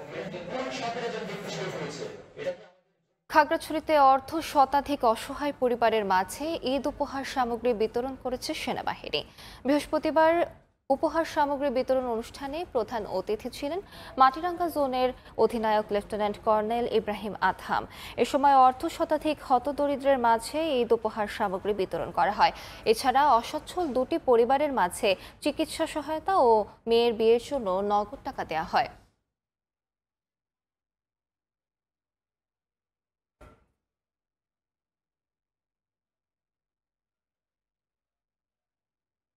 ভোরের সময় ছিল আমার কাছে। পরবর্তী সংবাদগুলো জানাতে সঙ্গে থাকবেন গোলাম রাব্বি। আলিশা, আপনাকে ধন্যবাদ। ঈদের আগের দিন সকাল থেকে ঘরমুখী মানুষের ঢল নেমেছে নৌ ও সড়ক পথে। আর সে খবর জানাতে সদরঘাটে আছেন সহকর্মী তানভীর হাসান মেঘ। এছাড়াও মুন্সিগঞ্জের মাওয়া পয়েন্টে আছেন নাসিরউদ্দিন উজ্জ্বল। সরাসরি প্রথমেই যাচ্ছি মেঘের কাছে। শেষ মুহূর্তে স্বজনদের সাথে ঈদ আনন্দ ভাগাভাগি করতে আমরা দেখছি সকাল থেকেই সদরঘাট লঞ্চ টার্মিনালে উপচে পড়া ভিড় আমরা লক্ষ্য করতে পারছি। আমরা ভোর 5টার দিকে এখানে এসেছিলাম এবং আমরা এরপরেই দেখতে পেয়েছি এই পুরো সদরঘাট লঞ্চ টার্মিনাল যেটি রয়েছে সেটি কানায় কানায় পূর্ণ রয়েছে যাত্রীদের। একটু যদি আপনাদের ক্যামেরার ফ্রেমে আপনাদেরকে দেখাতে চাই, আমরা এখন এই মুহূর্তে যে পল্টনগুলো রয়েছে সেই পল্টনে কিন্তু সারিবদ্ধভাবে লঞ্চগুলো কিন্তু বাধাই করে রাখা হয়েছে এবং পুরো লঞ্চটি ভরে গেলেই তারপর যে গন্তব্যস্থল সেই গন্তব্যস্থলে ছুটে যাবে। তবে ভোর থেকেই কিন্তু এই চাঁদপুর এবং ইলিশা এবং ভোলার দিকে কিন্তু লঞ্চগুলো বেশিরভাগই ছেড়ে যাচ্ছে। এই মুহূর্তে কিন্তু বরিশালগামী যে লঞ্চগুলো রয়েছে সেগুলোর চাপ একদমই লক্ষ্য করা যায়নি। আমরা এখানে এসে যাত্রীদের সাথে কথা বলে যতটুকু জানতে পেরেছি, যাত্রীরা আমাদেরকে যেমনটা জানিয়েছে তারা বলছেন যে এবারের যে ঈদ যাত্রা সেই ঈদ যাত্রা অনেকটা স্বস্তির এবং সেই সঙ্গে অন্যান্যবারে যে লঞ্চ ঘাটে যে একটা ভোগান্তি থাকে সেই ভোগান্তি থেকে তারা এবার অনেকটাই মুক্তি পেয়েছে। তারা কেন এই কথা বলছেন? তারা বলছেন যে অন্যান্যবার যাত্রীদের টিকিট পেতে যে ভোগান্তি সৃষ্টি হয় সেই ভোগান্তি কিন্তু এবার একদমই নেই এবং তারা নির্বিঘ্নে যাতায়াত করছে। এবং লঞ্চ ঘাটের এই সদরঘাট লঞ্চ টার্মিনালে নিরাপত্তার খাতে কিন্তু আমরা লক্ষ্য করতে পাচ্ছি যে পুলিশের পাশাপাশি কিন্তু সেনাবাহিনীও এখানে টহল দিচ্ছে এবং কিছুক্ষণ পরপরই তারা এই যে পুরো পল্টনের যে লঞ্চগুলো বাধাই করে রাখা হয়েছে সেই পল্টনগুলো তারা কিছুক্ষণ পরপরই পরিদর্শন করছেন এবং সেই সঙ্গে তারা যাত্রীদের সাথেও কথা বলছেন, তাদের কোনো সমস্যা কিংবা ভোগান্তি আছে কিনা সেটিও তারা জানছেন এবং ভোগান্তি কিংবা কোনো সমস্যার সম্মুখীন হলে তারা সাথে সাথে ব্যবস্থা নিচ্ছেন। এবং সেই সঙ্গে যে পল্টনের কথা বারবার বলছিলাম সেই পল্টনে এই এই লঞ্চ ঘাটের যে টার্মিনালটি রয়েছে সেই টার্মিনালে আমরা লক্ষ্য করতে পারছি যে বিভিন্ন ক্যাম্পিং করা হচ্ছে, যেমন মাইকিংয়ের মাধ্যমে যাত্রীদের যে সচেতনতা সেই সচেতনতা আমরা লক্ষ্য করতে পারছি। আপনারা নিশ্চয়ই আমাদের ক্যামেরা ফ্রেমে এখন দেখতে পাচ্ছেন যে ধুলিয়া 1 এবং নুরাইনপুর কালিয়া অর্থাৎ চাঁদপুরের যে লঞ্চ সেই লঞ্চগুলো পল্টনে কিন্তু বেঁধে রাখা হয়েছে এবং যাত্রীরা তাদের গন্তব্যস্থলে উঠছেন। এবং আমরা এখানে এসে যেমনটা বলছিলাম যে সকালে এসে কিন্তু আমরা যাত্রীদের সাথে কথা বলেছি, তারা আমাদেরকে যেমনটা জানিয়েছে যে শেষ মুহূর্তে এই লঞ্চঘাট টার্মিনালে এসে যে তারা কোনো ভোগান্তি ছাড়াই পরিবার স্বজনদের সঙ্গে ঈদ কাটাতে তারা যেতে পারছেন, এটাই তাদের কাছে অনেকটা আনন্দদায়ক। তারা আমাদেরকে যেমনটা জানিয়েছে যে নির্বিঘ্নে তাদের যে যাত্রা সেই যাত্রা অনেকটা স্বস্তি দিচ্ছে, কেননা এবার টিকিট কাটতে তাদের একদমই ভোগান্তি পথ হচ্ছে না। এবং আমরা এখানে আসার পর যে টিকিট কাটতে যে ভোগান্তি এবং বাড়তি যে ভাড়া অর্থাৎ টিকিট বাণিজ্য একটা সময় যে ছিল সেই টিকিট বাণিজ্যের কথাও কিন্তু আমরা এখন পর্যন্ত এরকম কোনো তথ্য পাইনি। তবে ভোর থেকে কিন্তু যেমনটা বলছিলাম যে চাঁদপুর এবং ভোলা এবং ইলিশার দিকে যে লঞ্চগুলো রয়েছে সেগুলো কিন্তু বেশিরভাগ ছেড়ে যাচ্ছে। তবে বরিশালের যে লঞ্চগুলো রয়েছে অর্থাৎ বরিশালের লঞ্চের একদমই চাপ নেই, তবে বিকেল কিংবা দুপুরের পর আজ চাপ অনেকটা আরও বেশি বাড়তে পারে বলে আমাদেরকে এখানে সংশ্লিষ্ট যারা রয়েছে লঞ্চ মালিকরা এবং কর্মচারীরা তারা আমাদেরকে তেমনটা জানিয়েছেন। এবং সেই সঙ্গে আরেকটি তথ্য আপনাদেরকে জানিয়ে রাখতে চাই যে আমরা দেখছি যে পল্টনে আমরা লক্ষ্য করতে পারছি যে আমরা যে সারিবদ্ধভাবে যে লঞ্চগুলো রয়েছে তার পাশাপাশি কিন্তু ভিআইপি যে লঞ্চগুলো রয়েছে সেগুলোও রয়েছে। তো সব মিলিয়ে বলা চলে যে এখানের যে যাত্রা সেই যাত্রাটা অনেকটা ঈদ যাত্রাটা এবার এই সদরঘাট লঞ্চ টার্মিনাল থেকে অনেকটা স্বস্তির কথাই বলছেন। আমরা এতক্ষণ তো লঞ্চ ঘাটের নৌপথের যে খোঁজ খবর সেটি আমরা জানাচ্ছিলাম। আমরা এখন আপনাদেরকে একটু সড়ক পথে নিয়ে যেতে চাই। সেখানে মুন্সিগঞ্জে আছে আমার আরেক সহকর্মী নাসির উদ্দিন উজ্জ্বল, আমরা একটু তার কাছে যেতে চাই। রাত পোহালেই ঈদ, তাই রাজধানী ঢাকা ছাড়ছে লাখো মানুষ এবং এই পদ্মা সেতু দিয়ে যে স্রোত বইছে সেটি কিন্তু গেল কালের চেয়ে কম হলেও শেষ দিনেও কিন্তু অনেকে বাড়ি পানে যাচ্ছেন। এবং আপনারা দেখছেন যে পদ্মা সেতু ঘিরে যে লাইন সেটি কিন্তু অনেকটা কমে এসছে এবং পিছনে কিন্তু অনেক দূর পর্যন্ত ফাঁকা হয়ে গেছে, অথচ একটু আগে কিন্তু লম্বা লাইন ছিল। এবং আমরা লক্ষ্য করছি যে গরু বিক্রি করে কিন্তু অনেকে ট্রাক ভর্তি করে ফিরছেন, সেই ট্রাকে কিন্তু সাধারণ যাত্রীদেরকেও নেওয়া হচ্ছে এবং তারা বলছেন যে টিকিট না পাওয়ার কারণে কিন্তু আবার ট্রাকে করে তারা যাচ্ছেন। তবে এটি ঝুঁকিপূর্ণ এবং কিছু আগে মানে ভোরবেলায় কিন্তু এরকম দুটি ট্রাকের সংঘর্ষ হয়েছে টোল প্লাজা থেকে কিছুটা দূরে এই দোগাছি বাজারের কাছে, সেখানে কিন্তু 10 জনের মতো আহত হয়েছেন। আর পদ্মা সেতু দিয়ে যে প্রায় 3 বছর ধরে যান চলাচল করছে সেখানে কিন্তু একটি রেকর্ড হয়েছে, যেটি রেকর্ড পরিমাণ টোল আদায় হয়েছে এই গেল 24 ঘন্টায়। সেখানে কিন্তু 5,43,28,000 টাকার টোল আদায় হয়েছে এবং এই 24 ঘন্টায় কিন্তু 52,487টি যান পারাপার করা হয়েছে। এর আগে যেদিন এই পদ্মা সেতু যান উন্মুক্ত করা হয়েছিল 2022 সালের 26 জুন। তখন কিন্তু প্রথম রেকর্ডটি ছিল 51,316টি যান পারাপার। আর সর্বোচ্চ টোল আদায়ের রেকর্ড হয়েছিল গেল বছরের এরকম ঈদে ঘরমুখ মানুষের চাপ ছিল 2024 সালের 9 এপ্রিল। তখন কিন্তু 4,89,94,700 টাকা টোল আদায় হয়েছিল। এবং আজকেও কিন্তু এই যানবাহনের চাপের কারণে এই একটি অস্থায়ী টোল বুথ খোলা হয়েছে এবং মা প্রান্ত দিয়ে এখন 9টি বুথের টোল আদায় করা হচ্ছে এবং জাজিরা প্রান্ত দিয়ে কিন্তু স্থায়ীভাবে এই 9টি টোল বুথ রয়েছে, সেখানেও যে টোল আদায় করা হচ্ছে। এবং এখানে কিন্তু শুধু সড়ক পথেই নয়, ট্রেন পথেও কিন্তু ঈদে ঘরমুখ মানুষ বাড়ি ছুটছে এবং পদ্মা সেতুর নিচ দিয়ে কিন্তু খুব দ্রুত গতির ট্রেন যাচ্ছে। যেটি আকর্ষণ হচ্ছে যে রাজধানী ঢাকা থেকে মাত্র 3.5 ঘন্টায় খুলনা বা বেনাপোল পৌঁছাতে পারছে। তাই যাত্রীরা অনেকে কিন্তু ট্রেনে করে যাচ্ছেন বাড়িতে, তবে ট্রেন সংখ্যা বাড়ানোর দাবি জানিয়েছেন তারা। এবং এখানকার যে পদ্মা সেতুর টোল প্লাজার দায়িত্বে যারা রয়েছেন তারা বলছেন যে গাড়ির যে চাপ, ঈদে ঘরমুখ মানুষের চাপ সামলানোর জন্য তাদের কিন্তু নানা রকম পরিকল্পনা অংশ হিসাবে তারা এই কাজগুলো করছেন। এবং এখানে কিন্তু যে অস্থায়ী ভাবে তারা চিকিৎসা ক্যাম্প খুলেছেন, টহল টিম রেখেছেন, এখানে ফায়ার সার্ভিস এবং আইন শৃঙ্খলা রক্ষা বাহিনী, সেনাবাহিনী সহ অনেকগুলো টহল টিম কিন্তু রয়েছে, যে রাস্তায় যাতে কোনো দুর্ঘটনা না ঘটে, ঘরমুখ মানুষ যেন কোনো বিড়ম্বনা না পড়ে সে ব্যাপারে কিন্তু তৎপরতা চলছে। তো এই ছিল মুন্সিগঞ্জের মাওয়া থেকে পদ্মা সেতু দিয়ে যে ঈদ যাত্রা তার সবশেষ। আমরা চলে যাব টাঙ্গাইলের খবর জানতে, সেখানে রয়েছেন সহকর্মী কাদির তালুকদার।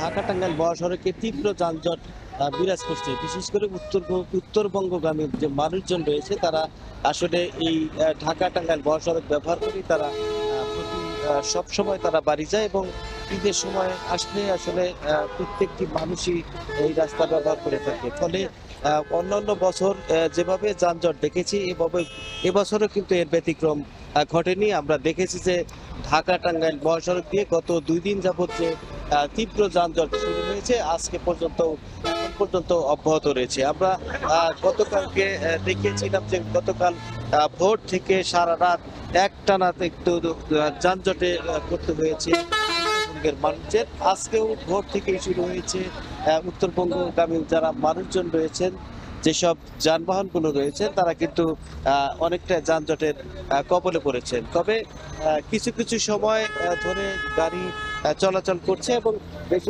বেশিরভাগ সময় কিন্তু আমরা দেখেছি যে যানজটে পড়ে অবস্থান করছে। আপনারা দেখতে পাচ্ছেন যে ঢাকা টাঙ্গাইল মহাসড়ক দিয়ে আসলে যে যার মতো করে বাড়ি ফিরছে, কেউ ব্যক্তিগত গাড়িতে বাড়ি ফিরছে, আবার অনেকেই কিন্তু খোলা টাকে রোদে পুড়ে বৃষ্টিতে ভিজে তারা কিন্তু বাড়ি ফিরছে, আবার অনেকেই মোটর সাইকেলে করে তারা কিন্তু বাড়ি ফেরার চেষ্টা করছে। তো আমরা এখানে যারা কর্তব্যরত পুলিশ রয়েছেন, আইন শৃঙ্খলা বাহিনী রয়েছেন, তাদের সাথে আমরা কথা বলেছি। তারা বলেছে যে আসলে গতকালকেও গার্মেন্ট ছুটি হয়েছে, তার আগের দিনও গার্মেন্ট ছুটি হয়েছে, যেই কারণে আসলে এদিকে যানবাহনের চাপ বৃদ্ধি পেয়েছে এবং এর সাথে যে পশুবাহী যে ট্রাকগুলো রয়েছে সেই ট্রাকগুলো চলাচল করার কারণে রোজার ঈদের চাইতেও কুরবানির ঈদে যানবাহনের পরিমাণ বেশি থাকে। ফলে এখানে যানবাহনের বেশি থাকার কারণ এবং যে মহাসড়ক রয়েছে, মহাসড়কে বেশ কয়েকটি জায়গায় ছোটখাটো দুর্ঘটনা ঘটেছে। এই দুর্ঘটনার কারণেই এই যানজটগুলো শুরু হয়েছে এবং যানজট বৃদ্ধি পেয়েছে বলে আমাদেরকে জানিয়েছে। তবে বর্তমানে যে পরিস্থিতি রয়েছে সেটা হচ্ছে বঙ্গবন্ধু সেতু পূর্ব পাড় থেকে টাঙ্গাইলের আশেকপুর পর্যন্ত প্রায় 23 কিলোমিটার এলাকা জুড়ে এই যানজট আমরা দেখতে পেয়েছি এবং যতই বেলা বাড়ছে ততই কিন্তু যানজটের পরিমাণও বৃদ্ধি পাচ্ছে, অর্থাৎ যানবাহনের চাপ বৃদ্ধি পাচ্ছে, যানবাহন বৃদ্ধি পাচ্ছে এবং যানজটগুলো তৈরি হচ্ছে। এই ছিল আমার কাছ থেকে ঢাকা টাঙ্গাইল মহাসড়কের যানজটের বিস্তারিত খবর। ঈদের ঘরমুখ মানুষের খবর নিয়ে আমরা সরাসরি ছিলাম টাঙ্গাইলে, এর আগে ছিলাম মুন্সিগঞ্জে এবং সদরঘাট থেকে জানাচ্ছিলেন মেঘ। দীর্ঘ 13 মাস পর বান্দরবানের রুমা ও থানচি উপজেলায় পর্যটকদের জন্য সীমিত আকারে শর্ত সাপেক্ষে ভ্রমণ নিষেধাজ্ঞা প্রত্যাহার করা হয়েছে। বৃহস্পতিবার জেলা প্রশাসক শামীম আরা রিনি স্বাক্ষরিত এক বিজ্ঞপ্তিতে তথ্য জানানো হয়। এতে বলা হয়, জেলা আইন শৃঙ্খলা রক্ষা এবং সমন্বয় সংক্রান্ত কোর কমিটির সভার সিদ্ধান্ত সদর দপ্তর 69 পদাতিক ব্রিগেড বান্দরবান সেনানিবাসের পত্রের ভিত্তিতে 6 জুন থেকে রুমা উপজেলার বগালেক পর্যন্ত এবং থানচি উপজেলার তমাতুঙ্গি পর্যন্ত পর্যটকদের ভ্রমণ নিষেধাজ্ঞা প্রত্যাহার করা হলো। এ সময় বিজ্ঞপ্তিতে 3টি শর্ত আরোপ করা হয়। সেগুলো হলো, সার্বিক আইন শৃঙ্খলা পরিস্থিতি বিবেচনায় উপযুক্ত স্থান ব্যতীত রুমা ও থানচি উপজেলার অন্য জায়গায় গমনাগমন নিষিদ্ধ থাকবে, জেলা উপজেলার প্রশাসনের নিবন্ধিত ট্যুরিস্ট গাইড ব্যতীত ভ্রমণ করা যাবে না এবং পর্যটন কেন্দ্র সংশ্লিষ্ট চেকপোস্টে অবশ্যই তথ্য সরবরাহ করতে হবে। এর আগে 2024 সালের 1 ও 2 এপ্রিল রুমা ও থানচি উপজেলায় ব্যাংক ডাকাতির পর থেকে আইন শৃঙ্খলা বাহিনীর যৌথ অভিযানের কারণে রুমা ও থানচিতে অনির্দিষ্টকালের জন্য ভ্রমণ নিষেধাজ্ঞা আরোপ করে প্রশাসন।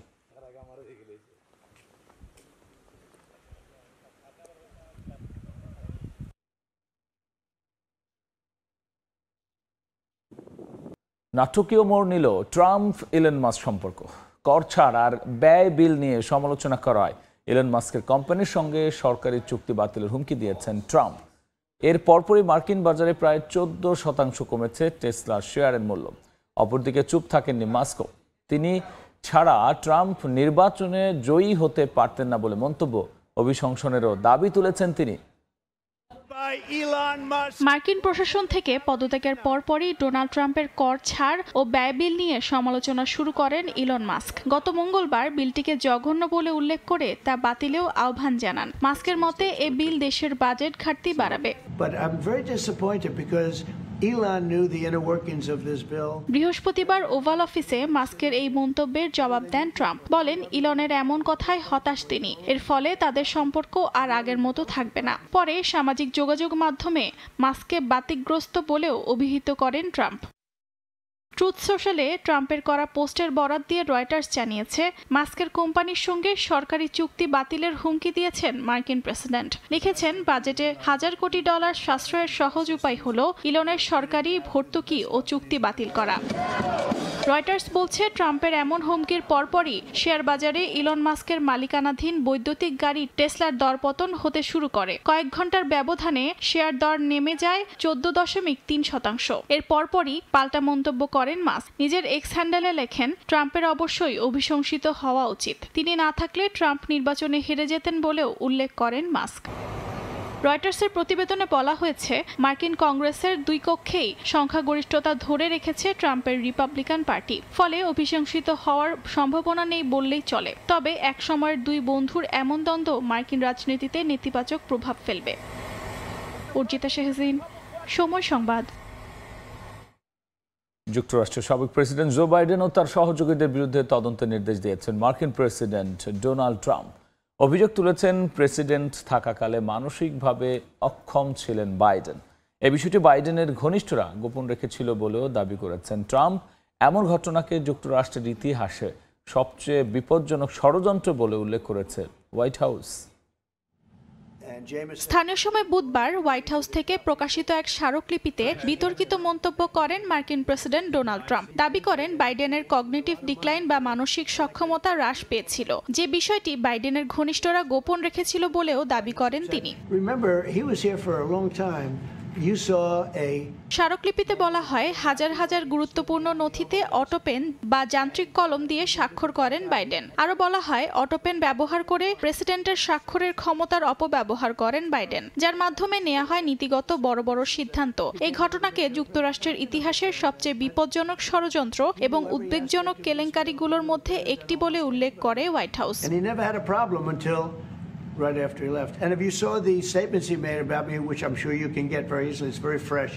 তবে সাবেক প্রেসিডেন্ট জো বাইডেন এই অভিযোগ সরাসরি উড়িয়ে দিয়েছেন। ক্যান্সারের সঙ্গে লড়াইরত 82 বছর বয়সী এই নেতা বলেন, অটোপেন দিয়ে স্বাক্ষর করার সিদ্ধান্ত তিনি নিজেই নিয়েছিলেন। তার সহযোগীরা বলেন, প্রেসিডেন্টের নথিতে স্বাক্ষর করার জন্য যান্ত্রিক কলম ব্যবহার করা একটি সুপ্রতিষ্ঠিত আইনি অনুশীলন। এদিকে অ্যাসোসিয়েটেড প্রেসের তথ্য, কয়েক দশক আগেই আইনি স্বাক্ষর এবং ক্ষমা প্রদানের জন্য অটোপেন ব্যবহারকে স্বীকৃতি দিয়েছে মার্কিন বিচার বিভাগ। Dictatorship that he runs. Arjita শেহজিন, সময় সংবাদ। Ukraine with the Second World War.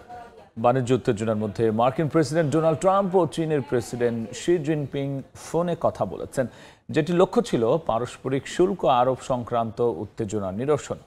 এই ফোন আলাপকে ইতিবাচক বলে উল্লেখ করেছেন ট্রাম্প। অন্যদিকে চীনের ওপর যুক্তরাষ্ট্রের আরোপিত নেতিবাচক পদক্ষেপগুলো তুলে নেওয়ার আহ্বান জানিয়েছেন শি। তাইওয়ান ইস্যুতে যুক্তরাষ্ট্রকে সতর্কতা অবলম্বন করতেও বলেছে বেইজিং।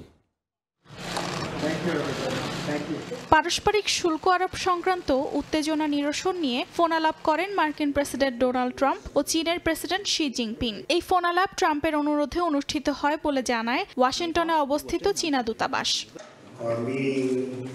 ডোনাল্ড ট্রাম্প বলেন, শি জিনপিং এর সঙ্গে 1.5 ঘন্টা ফোন আলাপ হয় তার, যা ছিল অত্যন্ত ইতিবাচক। আরও বলেন, শি তাকে চীন সফরের আমন্ত্রণ জানিয়েছেন এবং তিনিও চীনের প্রেসিডেন্টকে আমন্ত্রণ জানিয়েছেন ওয়াশিংটনে। যদিও চীনের পক্ষ থেকে হোয়াইট হাউসে আমন্ত্রণের কথা উল্লেখ নেই। চীনের রাষ্ট্রীয় বার্তা সংস্থা জানায়, শি জিনপিং ফোনে ট্রাম্পকে সাফ জানিয়েছেন যুক্তরাষ্ট্র যেন চীনের ওপর আরোপিত নেতিবাচক পদক্ষেপগুলো তুলে নেয়। শি আরও বলেন, জেনেভায় চীন যুক্তরাষ্ট্র যে বাণিজ্য চুক্তিতে পৌঁছেছে উভয় পক্ষকেই তা মেনে চলতে হবে, না হলে দ্বিপাক্ষিক সম্পর্ক চরম অনিশ্চয়তায় পড়বে।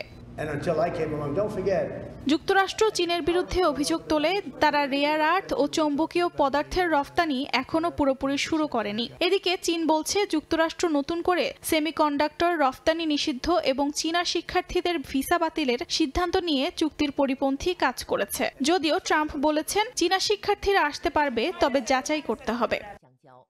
এই ফোন আলাপের শেষ দিকে উঠে আসে সবচেয়ে স্পর্শকাতর ইস্যু তাইওয়ান। চীনের প্রেসিডেন্ট ট্রাম্পকে হুঁশিয়ারি দিয়ে বলেন, তাইওয়ান ইস্যুতে যুক্তরাষ্ট্র যেন সতর্কতা অবলম্বন করে। তাইওয়ান তাদের অবিচ্ছেদ্য অংশ বলেও উল্লেখ করে চীন।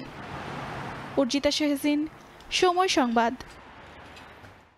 মার্কিন প্রেসিডেন্ট ডোনাল্ড ট্রাম্প ও রাশিয়ার প্রেসিডেন্ট ভ্লাদিমির পুতিনের ফোন আলাপের পর এবার মুখ খুললেন ইউক্রেনের প্রেসিডেন্ট ভলোদিমির জেলেনস্কি। বলেছেন, শক্তিধর রাষ্ট্রগুলো রাশিয়ার ওপর চাপ না দিলে কোনো শান্তি চুক্তির মূল্য নেই।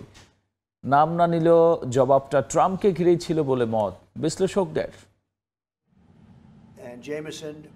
বুধবার প্রায় 70 মিনিটের বেশি সময় ধরে ফোন আলাপ করেন মার্কিন প্রেসিডেন্ট ডোনাল্ড ট্রাম্প ও রাশিয়ার প্রেসিডেন্ট ভ্লাদিমির পুতিন। আলোচনা করেন ইউক্রেনে চলমান যুদ্ধ নিয়ে। ট্রাম্প বলেন, আলোচনা ভালো হলেও এখনই যুদ্ধ থামার সম্ভাবনা নেই। এদিকে পুতিন তাকে সাফ জানান, রুশ বিমান ঘাঁটিতে ইউক্রেনের সাম্প্রতিক ড্রোন হামলার জবাব দেবে রাশিয়া। এই আলোচনার কয়েক ঘন্টা পর সামাজিক যোগাযোগ মাধ্যম এক্সে নিজের ক্ষোভ প্রকাশ করেন ইউক্রেনের প্রেসিডেন্ট ভলোদিমির জেলেনস্কি। বলেন, রাশিয়ার সঙ্গে বহুবার কথা বলা হয়েছে, কিন্তু যুদ্ধ থামেনি, বরং বেড়েছে। তার মন্তব্য, যারা এখনো রাশিয়ার উপর চাপ বাড়াতে দ্বিধা করে তারা পুতিনকে পরোক্ষভাবে সহযোগিতা করছে। সরাসরি না বললেও পোস্টে ট্রাম্পের ফোন আলাপ এবং রাশিয়ার প্রতি নমনীয়তা নিয়েই ছিল বলে মত বিশ্লেষকদের। এদিকে নিউ ইয়র্ক টাইমসের এক প্রতিবেদন বলছে, ট্রাম্প এখন জেলেনস্কিকে খারাপ লোক হিসেবে দেখেন। প্রতিবেদনের তথ্যানুযায়ী ট্রাম্প মনে করেন ইউক্রেনের এই নেতা বিশ্বকে পারমাণবিক যুদ্ধের দিকে ঠেলে দিচ্ছেন। উর্জিতা শেহজিন, সময় সংবাদ। ব্রিটিশ কাউন্সিলকে নিষিদ্ধ ঘোষণা করল রাশিয়া।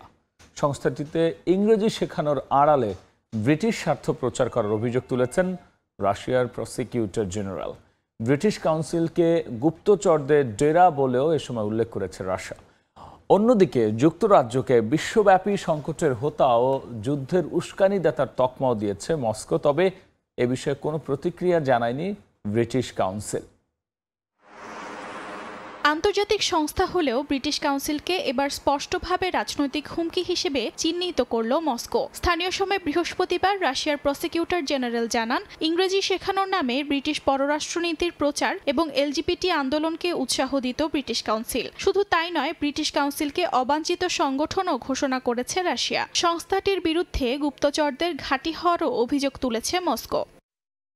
এদিকে রাশিয়ার রাষ্ট্রীয় গণমাধ্যম জানিয়েছে, যুক্তরাজ্যকে বিশ্বব্যাপী সংকটের প্রধান উৎস এবং যুদ্ধের উস্কানিদাতা আখ্যা দিয়েছে রাশিয়ার ফেডারেল সিকিউরিটি সার্ভিস। বার্তা সংস্থা রয়টার্স জানায়, ব্রিটিশ গোয়েন্দারা রাশিয়ার ভাবমূর্তি ক্ষুণ্ণ করতে ব্রিটিশ কাউন্সিলকে আচ্ছাদন হিসেবে ব্যবহার করছে বলে অভিযোগ করে এফএসবি। এছাড়া ব্রিটিশ কাউন্সিলের সঙ্গে সহযোগিতা করা কয়েকটি বিশ্ববিদ্যালয়ের শিক্ষককেও এফএসবি চিহ্নিত করেছে বলে জানা গেছে। 2018 সালে ব্রিটিশ কাউন্সিল রাশিয়ায় তাদের কার্যক্রম বন্ধ করে। এবার এই আন্তর্জাতিক সংগঠনটিকে নিষিদ্ধ করার মধ্য দিয়ে তা আরও পাকাপোক্ত করল রাশিয়া। তবে রাশিয়ার সাম্প্রতিক অভিযোগের বিষয়ে তাৎক্ষণিকভাবে কোনো প্রতিক্রিয়া জানায়নি ব্রিটিশ কাউন্সিল কর্তৃপক্ষ। অর্জিতা শাহজিন, সময় সংবাদ। চলতি বছর নেটো সম্মেলনের আগে প্রতিরক্ষা ব্যয় বাড়ানোর জোটভুক্ত দেশগুলোকে চাপ দিচ্ছে যুক্তরাষ্ট্র। মার্কিন প্রেসিডেন্ট ডোনাল্ড ট্রাম্পের দাবি, নেদারল্যান্ডসে অনুষ্ঠেয় শীর্ষ বৈঠকে জোট সদস্যরা যেন তাদের জিডিপির 5% প্রতিরক্ষা খাতে ব্যয় নির্ধারণ করে। এমন উচ্চমাত্রার ব্যয়ের চাপ বাস্তবসম্মত নয় বলে মনে করছে অনেক দেশ। বৃহস্পতিবার বেলজিয়ামের রাজধানী ব্রাসেলসে মার্কিন প্রতিরক্ষা মন্ত্রী পিট হেগসেথের সঙ্গে বৈঠকে বসেন ন্যাটোর প্রতিরক্ষা মন্ত্রীরা। আলোচনার কেন্দ্রে ছিল প্রতিরক্ষা খাতে ব্যয় বৃদ্ধি। চলতি মাসের জুনে নেদারল্যান্ডসে অনুষ্ঠিত হবে ন্যাটোর শীর্ষ সম্মেলন। তার আগেই জোটভুক্ত দেশগুলোকে প্রতিরক্ষা খাতে 5% ব্যয় বাড়ানোর চাপ দিচ্ছে যুক্তরাষ্ট্র। মার্কিন প্রেসিডেন্ট ডোনাল্ড ট্রাম্পের দাবি, শীর্ষ বৈঠকে জোট সদস্যরা যেন তাদের জিডিপির 5% প্রতিরক্ষা খাতে ব্যয় নির্ধারণ করে। ট্রাম্পকে খুশি করতেই প্রতিরক্ষা ব্যয় বাড়ানোর চুক্তি এগিয়ে নিতেই তোড়জোড় শুরু করেছেন প্রতিরক্ষা মন্ত্রী পিটার হেগসেথ। হেগ সামিটের আগে এটি আমাদের শেষ বড় বৈঠক। আগামী বছরগুলোতে প্রতিরক্ষা খাতে আমরা কত অর্থ ব্যয় করব তা নির্ধারণের ক্ষেত্রে এটি গুরুত্বপূর্ণ ভিত্তি। তবে মার্কিন প্রেসিডেন্টের এমন উচ্চ মাত্রার ব্যয়ের চাপ বাস্তবসম্মত নয় বলে মনে করছে অনেক দেশ। এমন পরিস্থিতিতে ন্যাটো মহাসচিব মার্ক রুট একটি প্রস্তাব দিয়েছেন। তার পরিকল্পনায় বলা হয়েছে 2032 সালের মধ্যে প্রতিটি সদস্য দেশ জিডিপির 3.5% সামরিক খাতে এবং আরও 1.5% নিরাপত্তা অবকাঠামো সহ সংশ্লিষ্ট খাতে ব্যয় করবে। কূটনীতিকদের মতে রুটের প্রস্তাবটি জোটের ভেতরে ব্যাপক সমর্থন পাচ্ছে, তবে কিছু সদস্য দেশ এখনও দ্বিধায় রয়েছে। ব্যয়ের বিষয়ে জোরালো সংশয় প্রকাশ করেছে স্পেন। কূটনীতিকরা জানান, স্পেনের পাশাপাশি আরও কয়েকটি দেশ সময়সীমা বাড়ানোর পক্ষে। আবার অনেক সদস্য দেশের চাওয়া প্রতি বছর 2% করে ব্যয় বৃদ্ধির বাধ্যবাধকতা যেন বাদ যায়। এছাড়া ন্যাটোর বৈঠকে রাশিয়ার হুমকি মোকাবেলায় নতুন অস্ত্র সক্ষমতার লক্ষ্য নির্ধারণ করবে জোটটি। ন্যাটো জানিয়েছে, এসব লক্ষ্যমাত্রা পূরণে দেশগুলোর জিডিপির গড় খরচ পড়বে 3.5 থেকে 3.7%। রাইসা জান্না, সময় সংবাদ। যুক্তরাষ্ট্রের নেতৃত্বে গ্রিসে অনুষ্ঠিত হল নেটোর বৃহৎ সামরিক মহড়া ইমিডিয়েট রেসপন্স 25। রাশিয়ার হুমকির প্রেক্ষাপটে যুক্তরাষ্ট্রের নেতৃত্বে সামরিক সহযোগিতা জোরদারে এই মহড়া ঘিরে বিশেষ বার্তা দিচ্ছে ওয়াশিংটন ও নেটো। গ্রিসের উত্তর পূর্বাঞ্চলীয় শহর জ্যান্থিতে গর্জে উঠল ট্যাঙ্ক। যুক্তরাষ্ট্রের নেতৃত্বাধীন পশ্চিমা সামরিক জোট ন্যাটোর সামরিক মহড়া ইমিডিয়েট রেসপন্স 25-এর চূড়ান্ত পর্বে অংশ নেয় প্রায় 2500 সেনা। লাইভ ফায়ার, অ্যাপাচি হেলিকপ্টার ও লিওপার্ড 2 ব্যাটল ট্যাঙ্ক ব্যবহার করে চালানো হয় যৌথ হামলার মহড়া। স্থল ও আকাশপথে চলা এই অনুশীলনে অংশ নেয় যুক্তরাষ্ট্র, গ্রিস সহ 8 দেশের সেনাবাহিনী। মহড়ায় অংশগ্রহণকারী সেনারা কঠোর প্রশিক্ষণের পাশাপাশি কৌশলগত নদী পারাপার, সাইবার প্রতিরক্ষা এবং যুদ্ধকালীন সমন্বয় অনুশীলন করে। চলতি মাসের 9 তারিখ পর্যন্ত চলবে এই মহড়া। এতে মোতায়েন করা হয়েছে Albania, Bulgaria, Croatia, Greece, Kosovo, Montenegro, উত্তর ম্যাসিডোনিয়া ও স্লোভাকিয়ার 12,000-এর বেশি সেনা। এই মহড়ার মধ্য দিয়ে রাশিয়ার সম্ভাব্য আগ্রাসন মোকাবিলায় ন্যাটো যে সর্বোচ্চ প্রস্তুতিতে আছে সেটি দেখাতে চায় পশ্চিমা সামরিক জোটটি। বিশ্লেষকদের মতে, রাশিয়া ইউক্রেন যুদ্ধের পর ইউরোপের প্রতিরক্ষা ব্যয় ব্যাপক হারে বেড়েছে। তবে ট্রাম্পের হুঁশিয়ারি, যেসব ন্যাটো দেশ প্রতিরক্ষা ব্যয় পিছিয়ে থাকবে, যুক্তরাষ্ট্র তাদের পক্ষে দাঁড়াবে না। তার এমন বক্তব্যে নতুন করে উদ্বেগ তৈরি করেছে ইউরোপের নিরাপত্তা মহলে। নাদিম মারজান, সময় সংবাদ। অস্ট্রেলিয়ায় এবার বাংলাদেশের সঙ্গে একই দিনে ঈদ উদযাপন করবেন প্রবাসী বাংলাদেশিরা। দেশটিতে মুসলমানদের জন্য ঈদের আলাদা ছুটি না থাকলেও এই প্রথম টানা 3 দিন ছুটি পাচ্ছেন তারা। অস্ট্রেলিয়া থেকে SM আমিনুল রুবেলের রিপোর্টে দেখব বিস্তারিত। প্রবল শীতের মাঝেই ঈদের প্রস্তুতি নিচ্ছেন অস্ট্রেলিয়া প্রবাসী বাংলাদেশিরা। আরব বংশোদ্ভূত মুসলমানদের বেশিরভাগ স্থানীয় সময় শুক্রবার ঈদ উল আজহা পালন করবেন। তবে বাংলাদেশি ও দক্ষিণ এশিয়ার মুসলমানরা অস্ট্রেলিয়ায় ঈদ উদযাপন করবেন শনিবার। এবার বাংলাদেশের সঙ্গে একই দিনে ঈদ হওয়ায় আনন্দের মাত্রা বেড়ে গেছে বহু গুণ। অস্ট্রেলিয়ায় সরকারিভাবে ঈদের কোনো ছুটি নেই, তবে এবছর কোরবানির ঈদ সাপ্তাহিক ছুটির প্রথম দিনে পড়ে যাওয়ায় সত্যিকারের ঈদের আমেজ চোখে পড়ছে মুসলিমদের মাঝে। এছাড়া ব্রিটিশ রাজার জন্মদিন উপলক্ষে সোমবার সরকারি ছুটি থাকায় টানা 3 দিন ঈদের ছুটি পাচ্ছেন প্রবাসী মুসলিমরা। অস্ট্রেলিয়ায় জনসম্মুখে গবাদি পশু কোরবানি দেওয়ার নিয়ম নেই। শহর থেকে অনেক দূরে কেবলমাত্র সরকার অনুমোদিত খামারে গিয়েই কঠোর বিধিনিষেধ মেনে কোরবানি দেওয়ার সুযোগ আছে। তবে বেশিরভাগ মুসলমান স্থানীয় মাংসের দোকানে কোরবানির ভাগ কিনে রাখেন। মাংস সরবরাহকারীরা সাধারণত কোরবানির 1 বা 2 দিন পরে কোরবানির মাংস এসব দোকানে দিয়ে যায়। তাই অস্ট্রেলিয়ায় কোরবানির ঈদে দেশের মতো প্রবাসীরা দল বেঁধে ঈদের কেনাকাটা বা কোরবানির গরুর হাটে যাওয়ার আনন্দ থেকে বঞ্চিত হন। SM আমিনুল রুবেল, সময় সংবাদ, অস্ট্রেলিয়া। এবার খেলার খবর। অবশেষে সামনে এলো 2023 ওয়ানডে বিশ্বকাপের ফ্যাক্ট ফাইন্ডিং কমিটির রিপোর্ট। নাসুমকে হাতুড়ির চড় কাণ্ড এবং সাকিব তামিম দ্বন্দ্ব সহ বেশ কিছু আলোচিত বিষয় উঠে এসেছে ওই রিপোর্টে। কমিটির কাছে সাক্ষাৎকারে ক্রিকেটার নাসুম আহমেদকে কোচ চন্দ্রিকা হাটুরু সিংহে লাঞ্ছিত করার বিষয়টি নিশ্চিত করেন তৎকালীন এক কোচিং স্টাফ। আর ওই দলের অধিনায়ক সাকিব আল হাসানের দাবি সেই ঘটনা ফাঁস করতে উস্কানি দিয়েছিলেন তামিম ইকবাল। এদিকে 3 সদস্যের কমিটিকে তামিম বলেছেন সাকিবের সঙ্গে সম্পর্ক উন্নয়নের চেষ্টা করেছিলেন তিনি। এই সেই 2023 ওয়ানডে বিশ্বকাপের ফ্যাক্ট ফাইন্ডিং কমিটির রিপোর্ট, যা নিয়ে এত লুকোচুরি। দিন মাস বছর পেরোলেও অজানা কারণে এতদিন প্রকাশ করেনি ক্রিকেট বোর্ড। অবশেষে সময় সংবাদের হাতে এলো তা। ভারতে 50 ওভার ওয়ার্ল্ড কাপে চরম ব্যর্থতার কারণ অনুসন্ধানে স্পেশাল কমিটি গঠন করেছিল নাজমুল হাসান পাপনের বোর্ড। 3 সদস্যের কমিটিতে ছিলেন এনায়েত হোসেন সিরাজ, মাহবুব আনাম ও আকরাম খান। অনুসন্ধানে নেমে ওই বছর 3 ডিসেম্বর থেকে 2024 জানুয়ারির মধ্যে 8 ক্রিকেটার, 2 নির্বাচক, 1 বোর্ড পরিচালক এবং কোচিং স্টাফ ও টিম ম্যানেজমেন্টের 5 জনের সাক্ষাৎকার নেয় কমিটি। সেখানে আলোচিত অনেক বিষয়ে গুরুত্বপূর্ণ তথ্য পান তারা, যার মধ্যে ছিল নাসুম আহমেদকে চন্দ্রিকা হাথুরু সিংহের আলোচিত চড় কাণ্ড। রিপোর্টে উল্লেখ রয়েছে চেন্নাইয়ে নিউজিল্যান্ডের বিপক্ষে ম্যাচ চলাকালীন হাথুরু নাসুম কাণ্ডের সময় সেখানে উপস্থিত ছিলেন তৎকালীন strength and conditioning coach Nicholas Lee এবং নাসুমের ঘাড়ে হাথুরুর আঘাত করার বিষয়টি নিশ্চিত করেন তিনি। আরও বলা হয় সাবস্টিটিউট হিসেবে থাকা নাসুমকে ক্রিজে থাকা ব্যাটসম্যানের কিছু একটা দ্রুত দিয়ে আসতে বলেছিলেন হাথুরু। সেখানে কালক্ষেপণ করায় রেগে গিয়ে তার জার্সির কলার ধরে টান দেন লঙ্কান কোচ। কাহিনী শেষ হয়নি এখানে। এরপর এই ঘটনা ফাঁস হয় গণমাধ্যমে। ওই দলের অধিনায়ক সাকিব আল হাসান কমিটির কাছে সাক্ষাৎকারে দাবি করেন নাসুমকে ফোন করে ঘটনা ফাঁসে প্ররোচনা দিয়েছিলেন নানা নাটকের মধ্য দিয়ে ক্যাপ্টেন্সি হারানো তামিম ইকবাল ও সে সময়ের cricket operations chairman Jalal Younus. Shakib এই দাবি করলেও এর পক্ষে কোনো প্রমাণ না থাকায় ফ্যাক্ট ফাইন্ডিং কমিটি তার এই বক্তব্যকে আমলে নেয়নি। মূলত বিশ্বকাপের আগ মুহূর্তে হুট করে সাকিব তামিম দ্বন্দ্ব প্রকাশ্যে আসে। তামিমের অবসর, আবার অবসর ভেঙে ফিরে আসা, অধিনায়কত্ব থেকে সরে দাঁড়াতে বাধ্য হওয়া, বিশ্বকাপ দলে না থাকা আর এসব ঘটনার পর সাকিবের বিশ্বকাপে নেতৃত্ব পাওয়া, সবকিছু নিয়ে ভীষণ অস্থির সময় কেটেছে দেশের ক্রিকেটে। তবে ফ্যাক্ট ফাইন্ডিং কমিটির কাছে তামিম পরে বলেছেন যে সাকিবের সঙ্গে সম্পর্ক উন্নয়নে নাকি বেশ কয়েকবার উদ্যোগ নিয়েছিলেন তিনি। 2 সিনিয়রের সম্পর্কে ফাটল ব্যাপক ক্ষতি করেছিল দেশের ক্রিকেটকে। কোচ ও ক্রিকেটার কিংবা কোচদের পারস্পরিক সম্পর্কের টানাপোড়েনে ব্যর্থতার 16 কলা পূর্ণ হয়েছিল 23 বিশ্বকাপে। মাকসুম আলম খান, সময় সংবাদ, ঢাকা। এবার দেশের ফুটবলের খবর। বাংলাদেশের জার্সিতে হামজার অভিষেক গোলে উজ্জীবিত গোটা দল। সতীর্থদের পক্ষ থেকে বিশেষ ভালোবাসা পেয়েছেন লেস্টার সিটির এই তারকা। কেক কেটে উদযাপন করা হয়েছে ভুটানের বিপক্ষে জয়, এমনটা জানিয়েছেন স্কোরার সোহেল রানা। লক্ষ্য একটাই, সিঙ্গাপুরের বিপক্ষেও এই জয়ের ধারা ধরে রাখা। শমিত ফাহমেদুলদের নিয়ে পূর্ণ শক্তির দল নিয়েই আসন্ন ম্যাচে মাঠে নামবেন কাবরেরা।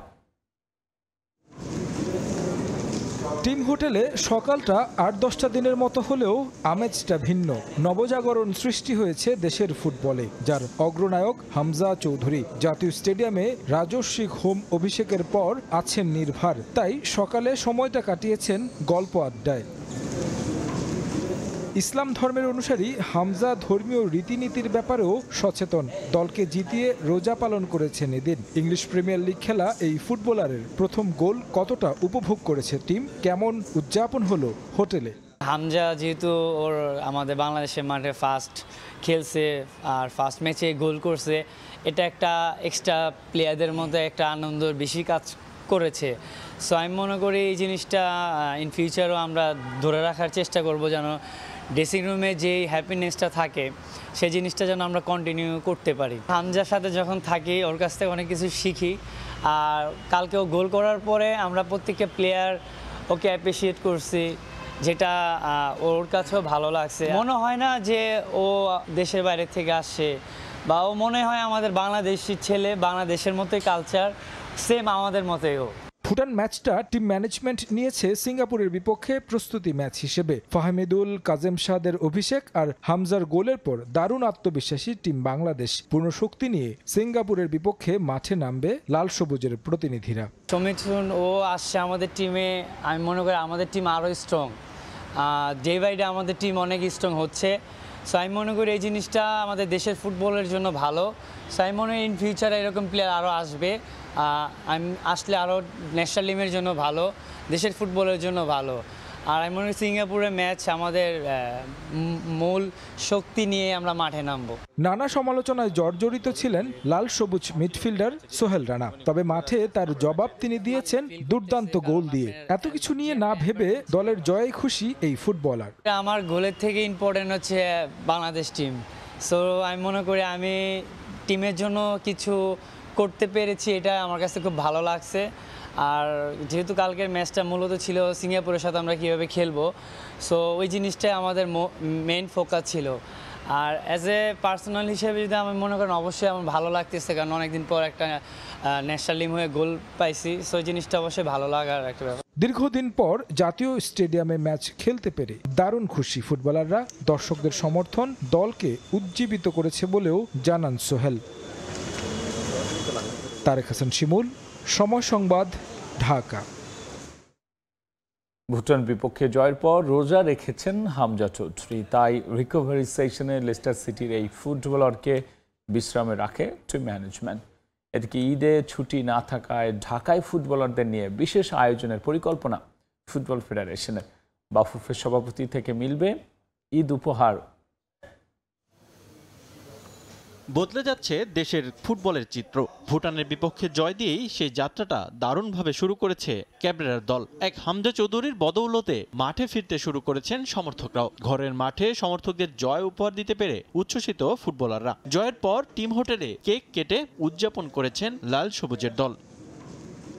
ঘরের মাঠে অভিষেক ম্যাচে গোল করে সব আলো কেড়ে নিয়েছেন হামজা চৌধুরী। গোলের পাশাপাশি মাঠ জুড়ে দলকে নেতৃত্ব দিতেও দেখা গেছে লেস্টার সিটির এই ফুটবলারকে। ভুটানের বিপক্ষে জয়ের পর রোজা রেখেছেন হামজা, তাই রিকভারি সেশনে তাকে বিশ্রামে রাখে টিম ম্যানেজমেন্ট। আরাফাতের দিনে আমরা রোজা রাখি, তো আমাদের হামজা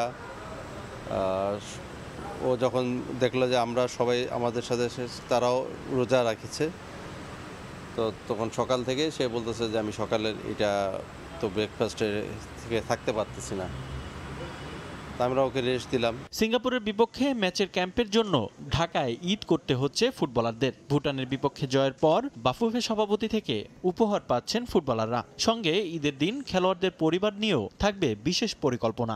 সবাইকে নিয়ে একটা ফ্যামিলি এনগেজমেন্ট যদি করা যায় এখানে, সেটারও একটা চলতেছে আমাদের। সিঙ্গাপুরের বিপক্ষে ম্যাচ নিয়ে এখন থেকেই পরিকল্পনা সাজাচ্ছে টিম ম্যানেজমেন্ট। ভুটান ম্যাচের একাদশে না থাকলেও সিঙ্গাপুর ম্যাচে অভিষেক হতে পারে সমিত সমের। তবে কানাডা লিগের এই ফুটবলারের জন্য বড় চ্যালেঞ্জ দেশের কন্ডিশনের সঙ্গে নিজেকে মানিয়ে নেওয়া। অনেক গরমের কথা সে বলতেছে, কারণ সে এর আগেও বাংলাদেশে এসেছে যখন, তখন সে উইন্টারের টাইম এসেছে, সে এতটা ফিল করে নাই। আমার মনে হয় সে 2-3 দিনে প্র্যাকটিস করলে সেই জিনিসটা সে রিকভারি করে উঠবে। ভুটানের বিপক্ষে সহজ জয় পেলেও সিঙ্গাপুর ম্যাচ নিয়ে বাড়তি সতর্ক থাকবে বাংলাদেশ। রিফাতুল ইসলাম মিরন, সময় সংবাদ, ঢাকা। ভুটান ম্যাচের ভুল ত্রুটি সিঙ্গাপুর ম্যাচে শোধরাতে চায় বাফুফে। আইন শৃঙ্খলা নিয়ন্ত্রণে বর্ডার গার্ড বাংলাদেশ বিজেপিকে দায়িত্ব দেওয়ার ব্যাপারেও চলছে আলোচনা। নিরাপত্তা বেষ্টনী টোপকে মূল মাঠে দর্শক প্রবেশ করলে হস্তান্তর করা হবে পুলিশের কাছে। তবে অনলাইন টিকিট বিভ্রান্তি মেটাতে এখনো কোনো সমাধান খুঁজে পায়নি দেশের ফুটবলের নিয়ন্ত্রক সংস্থা।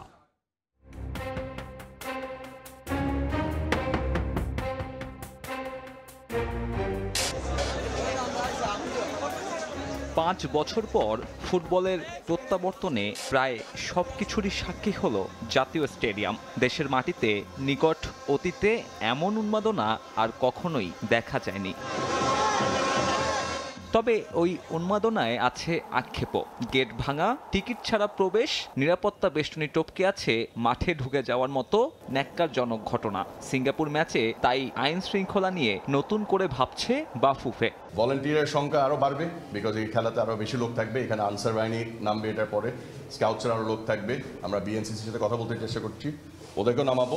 প্লাস আমাদের সিকিউরিটির জন্য আমরা বিজিবির সাথে অলরেডি কথা বলে শুরু করে দিয়েছি, যেন বিজিবি আর আর্মির সাথে বিজিবি আর্মি যেন একসাথে কাজ করতে পারে, যেন বাইরের যে কোনো ইন্টারফিয়ারেন্স যেন না হয়, এটাকে রেকটিফাই করার জন্য। ভুটানের বিপক্ষে 90 মিনিটের ম্যাচে ফুটবল পিচে দর্শক ঢুকেছে 2 বার। যদিও সেসব পাগলাটে ফুটবল ভক্তদের বিরুদ্ধে কঠিন কোনো সিদ্ধান্ত নেয়নি বাফুফে। এশিয়ান কাপ বাছাইয়ের ম্যাচে অবশ্য বেশ সিরিয়াস দেশের ফুটবল নিয়ন্ত্রক সংস্থা। পিচ ইনভেনশনের ঘটনা ঘটালে তুলে দেয়া হবে পুলিশের কাছে। আমরা যে দর্শকদেরকে ধরেছিলাম যারা পিচ ইনভেশন করেছিল, এখানে মনে 2 জন দর্শক ছিল এবং ফ্লেয়ার্সের জন্য মনে 2 জন আটক হয়েছিল। আমরা কিন্তু ওনাদেরকে আটক করে রেখে দিয়েছিলাম। খেলার পরে আমাদের প্রেসিডেন্টের নির্দেশে প্লাস হামজা চৌধুরীর রিকোয়েস্টে কিন্তু আমরা ওনাদেরকে ছেড়ে দিয়েছি। বাট 10 তারিখে খেলাতে আমরা এত লিনিয়েন্ট হব না। 10 তারিখে যদি আমরা পাই, আমরা কিন্তু আইনের আওতায় নিব, ওনাদেরকে থানায় পাঠিয়ে দিব। তারপর পুলিশ ওনারা যা করবে, যেটা কিন্তু একটা ফিফা গাইডলাইন আছে, এটা কিন্তু এএফসি গাইডলাইন আছে, এগুলো কিন্তু হলে কিন্তু আমাদের একটা ফাইন আসে। ভুটান ম্যাচে দর্শকদের ভুগিয়েছে টিকিট ব্যবস্থাও। হার্ড কপি প্রিন্টের ঝামেলা, এরপর স্ক্যানিংয়েও বিড়ম্বনা। কেউ মাঠে এসেছে নকল টিকিট নিয়ে। এসব সমাধানে এখনো কোনো সিদ্ধান্তে পৌঁছাতে ব্যর্থ বাফুফে। বাইরে কোনো থার্ড পার্টিকে দিয়ে যদি একটা ফটোকপি দোকানে যান বা অফিসে কোনো কারো বন্ধুর মাধ্যমে প্রিন্ট করেন, আমরা রিকোয়েস্ট করবো আপনার নিজেদের প্রিন্টটা নিজেরা করে ওই ফাইলটা ডিলিট করে ফেলবেন। আমরা একটা হেল্প বুথ করছি আগামী 10 তারিখে, কিন্তু প্রত্যেকটা গেটের বাইরে একটা সার্ভিসিং বুথ থাকবে। যদি কারো টিকিটের কোনো ঝামেলা, ওরা চেক করতে পারবে। চেক করে আমরা সিস্টেমে দেখবো কি ওই টিকিটের স্ক্যান হয়ে গেছে নাকি না। যদি ওরা প্রমাণ দিতে পারে এটা ওনার টিকিট না, আমরা চেষ্টা করবো যতটুকু ওনাকে অ্যাক্সেস দিতে, বা ওই যে দর্শকটা ঢুকেছে উনি ওই চেয়ারে যা দেখতে উনি আসে নাকি। এগুলো আমরা কিছু প্ল্যান করছি, যে এটা যদি আমরা বাস্তবায়ন করতে পারি 8 তারিখের ডিসিশন ফাইনাল হবে। এছাড়াও স্টেডিয়াম চত্বরে আলোক স্বল্পতা কমাতে ক্রীড়া পরিষদকে পদক্ষেপ নিতে বলেছে বাফুফে। সিঙ্গাপুর ম্যাচে বাড়ানো হবে নারী নিরাপত্তা রক্ষীও। সাব্বির মিথুন, সময় সংবাদ, ঢাকা। টেস্ট চ্যাম্পিয়নশিপ ফাইনালের জন্য প্রস্তুতি শুরু করেছে অস্ট্রেলিয়া। ইংল্যান্ডে ম্যাচ সিনারিওতে অনুশীলন করেছে ডিফেন্ডিং চ্যাম্পিয়নরা। চ্যাম্পিয়নদের মিশন আরও একবার চ্যাম্পিয়ন হবার। টেস্ট চ্যাম্পিয়নশিপের শিরোপার মঞ্চে আবারও অজি ম্যাজিক শো এর অপেক্ষায় থাকবেন সমর্থকরা। ফাইনালিস্টরাও চাইবে সাফল্যের মুকুটে আরও একটা পালক যোগ করতে। সাউথ আফ্রিকার বিপক্ষে ম্যাচ সামনে রেখে মাঠের প্রস্তুতি শুরু করেছে টিম অস্ট্রেলিয়া। মেগা ফাইনালের মঞ্চ লর্ডস। ইংল্যান্ডের আইকনিক ভেন্যু প্যাট কামিন্স বাহিনীর জন্য লাকি। চ্যাম্পিয়নশিপের লাস্ট সাইকেলে ওই ভেন্যুতেই বিজয় উল্লাস করেছিল তারা। প্রথম দল হিসেবে একাধিক শিরোপার স্বাদ পাওয়ার আশায় মাইটি অজিস। 2 বছর আগেও ফাইনালের প্রস্তুতি তারা নিয়েছিল কেন্ট আউটগ্রাউন্ডে। লর্ডসে এবারের ফাইনাল মাঠে গড়াবে 11 জুন। সপ্তাহখানেক হাতে রেখে পুরো দমে অনুশীলনে ডিফেন্ডিং চ্যাম্পিয়ন্স। ব্যক্তিগত কারণে প্রথম সেশনটায় ছিলেন না ট্রাভিস হেড। আইপিএল ফাইনাল খেলা আরও 2 ক্রিকেটার, চ্যাম্পিয়ন রয়্যাল চ্যালেঞ্জার্স বেঙ্গালুরুর জশ হেজলউড ও রানার্স আপ পাঞ্জাব কিংসের জশ ইংলিশ যোগ দেননি এখনও। বাকিরা ব্যাটে বলে নিজেদের ঝালিয়ে নিয়েছেন, আর পুরো সেশন মনোযোগ দিয়ে দেখেছেন ক্রিকেট অস্ট্রেলিয়ার 2 নির্বাচক। সাউথ আফ্রিকা দল জিম্বাবুইয়ান্সের বিপক্ষে খেলছে প্রস্তুতি ম্যাচ, আর অস্ট্রেলিয়া প্র্যাকটিস গেমের আদলে অনুশীলনেই নিজেদের ঝালিয়ে নিচ্ছে। মিচেল স্টার্ক, প্যাট কামিন্সদের পেস আক্রমণের বিপক্ষে ব্যাটিং অর্ডার মাথায় রেখে খেলেছেন Steve Smith, Sam Konstas, Cameron গ্রিনরা। সবাই প্রস্তুতি ম্যাচকেই প্রাধান্য দেয়, তবে আমরা নিজেদের মতো করে অনুশীলনে সেই পরিবেশ তৈরি করতে চাই। প্র্যাকটিস সেশনে ব্যাটসম্যান আর বোলারদের লড়াই দেখেছি, প্রত্যেকে ইংলিশ কন্ডিশনে লাল বলে মানিয়ে নিতে চেষ্টা করছে। ব্রিসবেনে আমরা ডিউক বলে অনুশীলন করেছি, তবে এখানকার উইকেট আলাদা। অস্ট্রেলিয়ানরা পেশাদার, দৃঢ়চেতা, কৌশলী, ক্যালকুলেটিভ। তবে একটা বিষয় ভাবাতে পারে তাদের, চলতি বছরটা যে চমকে ঠাসা। খরা কাটিয়ে শিরোপা জিতছে সব দল। প্রোটিয়াদেরও সে চ্যাম্পিয়ন লাগ কাজ করলে হতাশই হতে হবে অজিদের। মাকসুম আলম খান, সময় সংবাদ। আন্তর্জাতিক ফুটবলের 4 সেমিফাইনালে গোল করার অনন্য কৃতি ক্রিস্টিয়ানোর। কোচ রবার্টো মার্টিনেজের কাছে CR7 মানেই দৃষ্টান্ত, মেশিনের চাইতো যিনি পারফেক্ট। বন্ধু, ভাই, সতীর্থ, নেতা, অধিনায়ক, গোল মেশিন। সময়ের সঙ্গে পাল্লা দিয়ে বয়স বাড়ছে, কমছে খেলার ধার, তবুও ক্রিস্টিয়ানো তো একজন, সবার আপনজন। এলিয়েঞ্জ অ্যারেনায় 2.5 দশকের অপেক্ষা ঘোচানো, তবে চিরচেনা সেই সেলিব্রেশন নয়, বরং নুনে মেন্দিসকে জড়িয়ে ধরা। এই রোনালদোকে ভালোবাসতে আপনি বাধ্য। সংখ্যার হিসেবে 937 আর পর্তুগালের জার্সিতে 137। মেশিন নয়, মানুষ। তবে শুধু গোলেই নয়, ক্রিস্টিয়ানোকে আপনাকে মাপতে হবে ইম্প্যাক্টেও। সেলেকাও সেমি মানেই রোনালদো ম্যাজিক। 2004 ইউরো 1 গোল 1 অ্যাসিস্ট, 2016 ইউরো 1 গোল 1 অ্যাসিস্ট, 2019 নেশন সেমি হ্যাট্রিক, 2025 তো ম্যাচ উইনিং গোল। পর্তুগালের একজন ক্রিস্টিয়ানো আছেন। অথচ নিজের ইগোকে প্রাধান্য দিতে গিয়ে গেল বিশ্বকাপে তাকে একরকম ছুঁড়েই ফেলে দিয়েছেন ফার্নান্দো সান্তোস। তবে রবার্তো মার্টিনেজ জানেন হীরের মূল্য। তার কাছে রোনালদো মানে অসম্ভবকে সম্ভব করা এক magician. Cristiano is an example of he wants to improve constantly. কিভাবে ধারাবাহিকভাবে ভালো করা যায়, ক্রিস্টিয়ানো তার বড় উদাহরণ। আগের দিন কি হয়েছে সেটা সে ভুলে যায়, যা প্রতিপক্ষের জন্য ভয়ঙ্কর। আপনি লক্ষ্য করেছেন কিমিক 100 ম্যাচ খেলেছেন, কিন্তু রোনালদো তার ডবলেরও বেশি। তার গোল করার ক্ষুধা, অ্যাবিলিটি একজন মানুষের পক্ষে, সত্যি বলছি, অর্জন করা খুবই কঠিন। রোনালদো সবার জন্য দৃষ্টান্ত। মিউনিকে জার্মান অভিশাপ থেকে মুক্তির পর তবুও কিছুটা মন খারাপ পর্তুগিজ সমর্থকদের, রোনালদো ভক্তদের। আফসোস, CR7 যদি তার প্রাইম টাইমে এই দলটা পেতেন, তবে হয়তো সর্বকালের সর্বসেরা ফুটবলার কে, সেই মিছে তর্ক এতটা লম্বা হতো না মোটেও। গেল ফেব্রুয়ারিতে 40 পূর্ণ করা রোনালদোর এটাই শেষ নেশনস লিগ। 2026 বিশ্বকাপ তো দূরের বাতিঘর, তাই তো বলাই চলে হয়তো এটাই শেষ ফাইনালও। সুপার সানডেতে শেষ হাসিটা হাসুক রোনালদো অ্যান্ড কং। 25-এর মিরাকলের বছর ফুটবলের কাছে আপাতত চাওয়া হোক এটাই। মাহবুব রিমন, সময় সংবাদ। এ পর্যায়ে শীর্ষ সংবাদ জানিয়ে দিচ্ছে আরো একবার।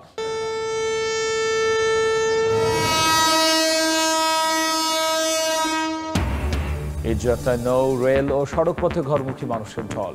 ট্রেনের ছাদে ঝুঁকি নিয়ে ছুটে চলা, লঞ্চে উপচে পড়া ভিড়। গভীর রাতেও বাস টার্মিনালে অপেক্ষায় ছিলেন যাত্রীরা।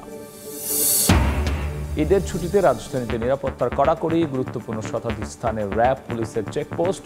নিয়োজিত আছেন 10,000 সদস্য, টহল দিচ্ছে সেনাবাহিনীও। সৌদি আরবের পবিত্র ঈদুল আজহা আজ।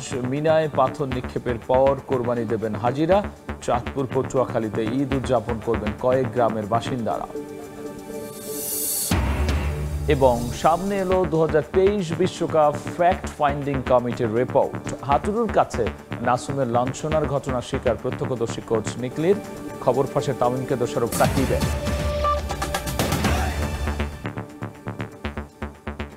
এই ছিল ভোরের সময়, সঙ্গেই থাকুন সময়।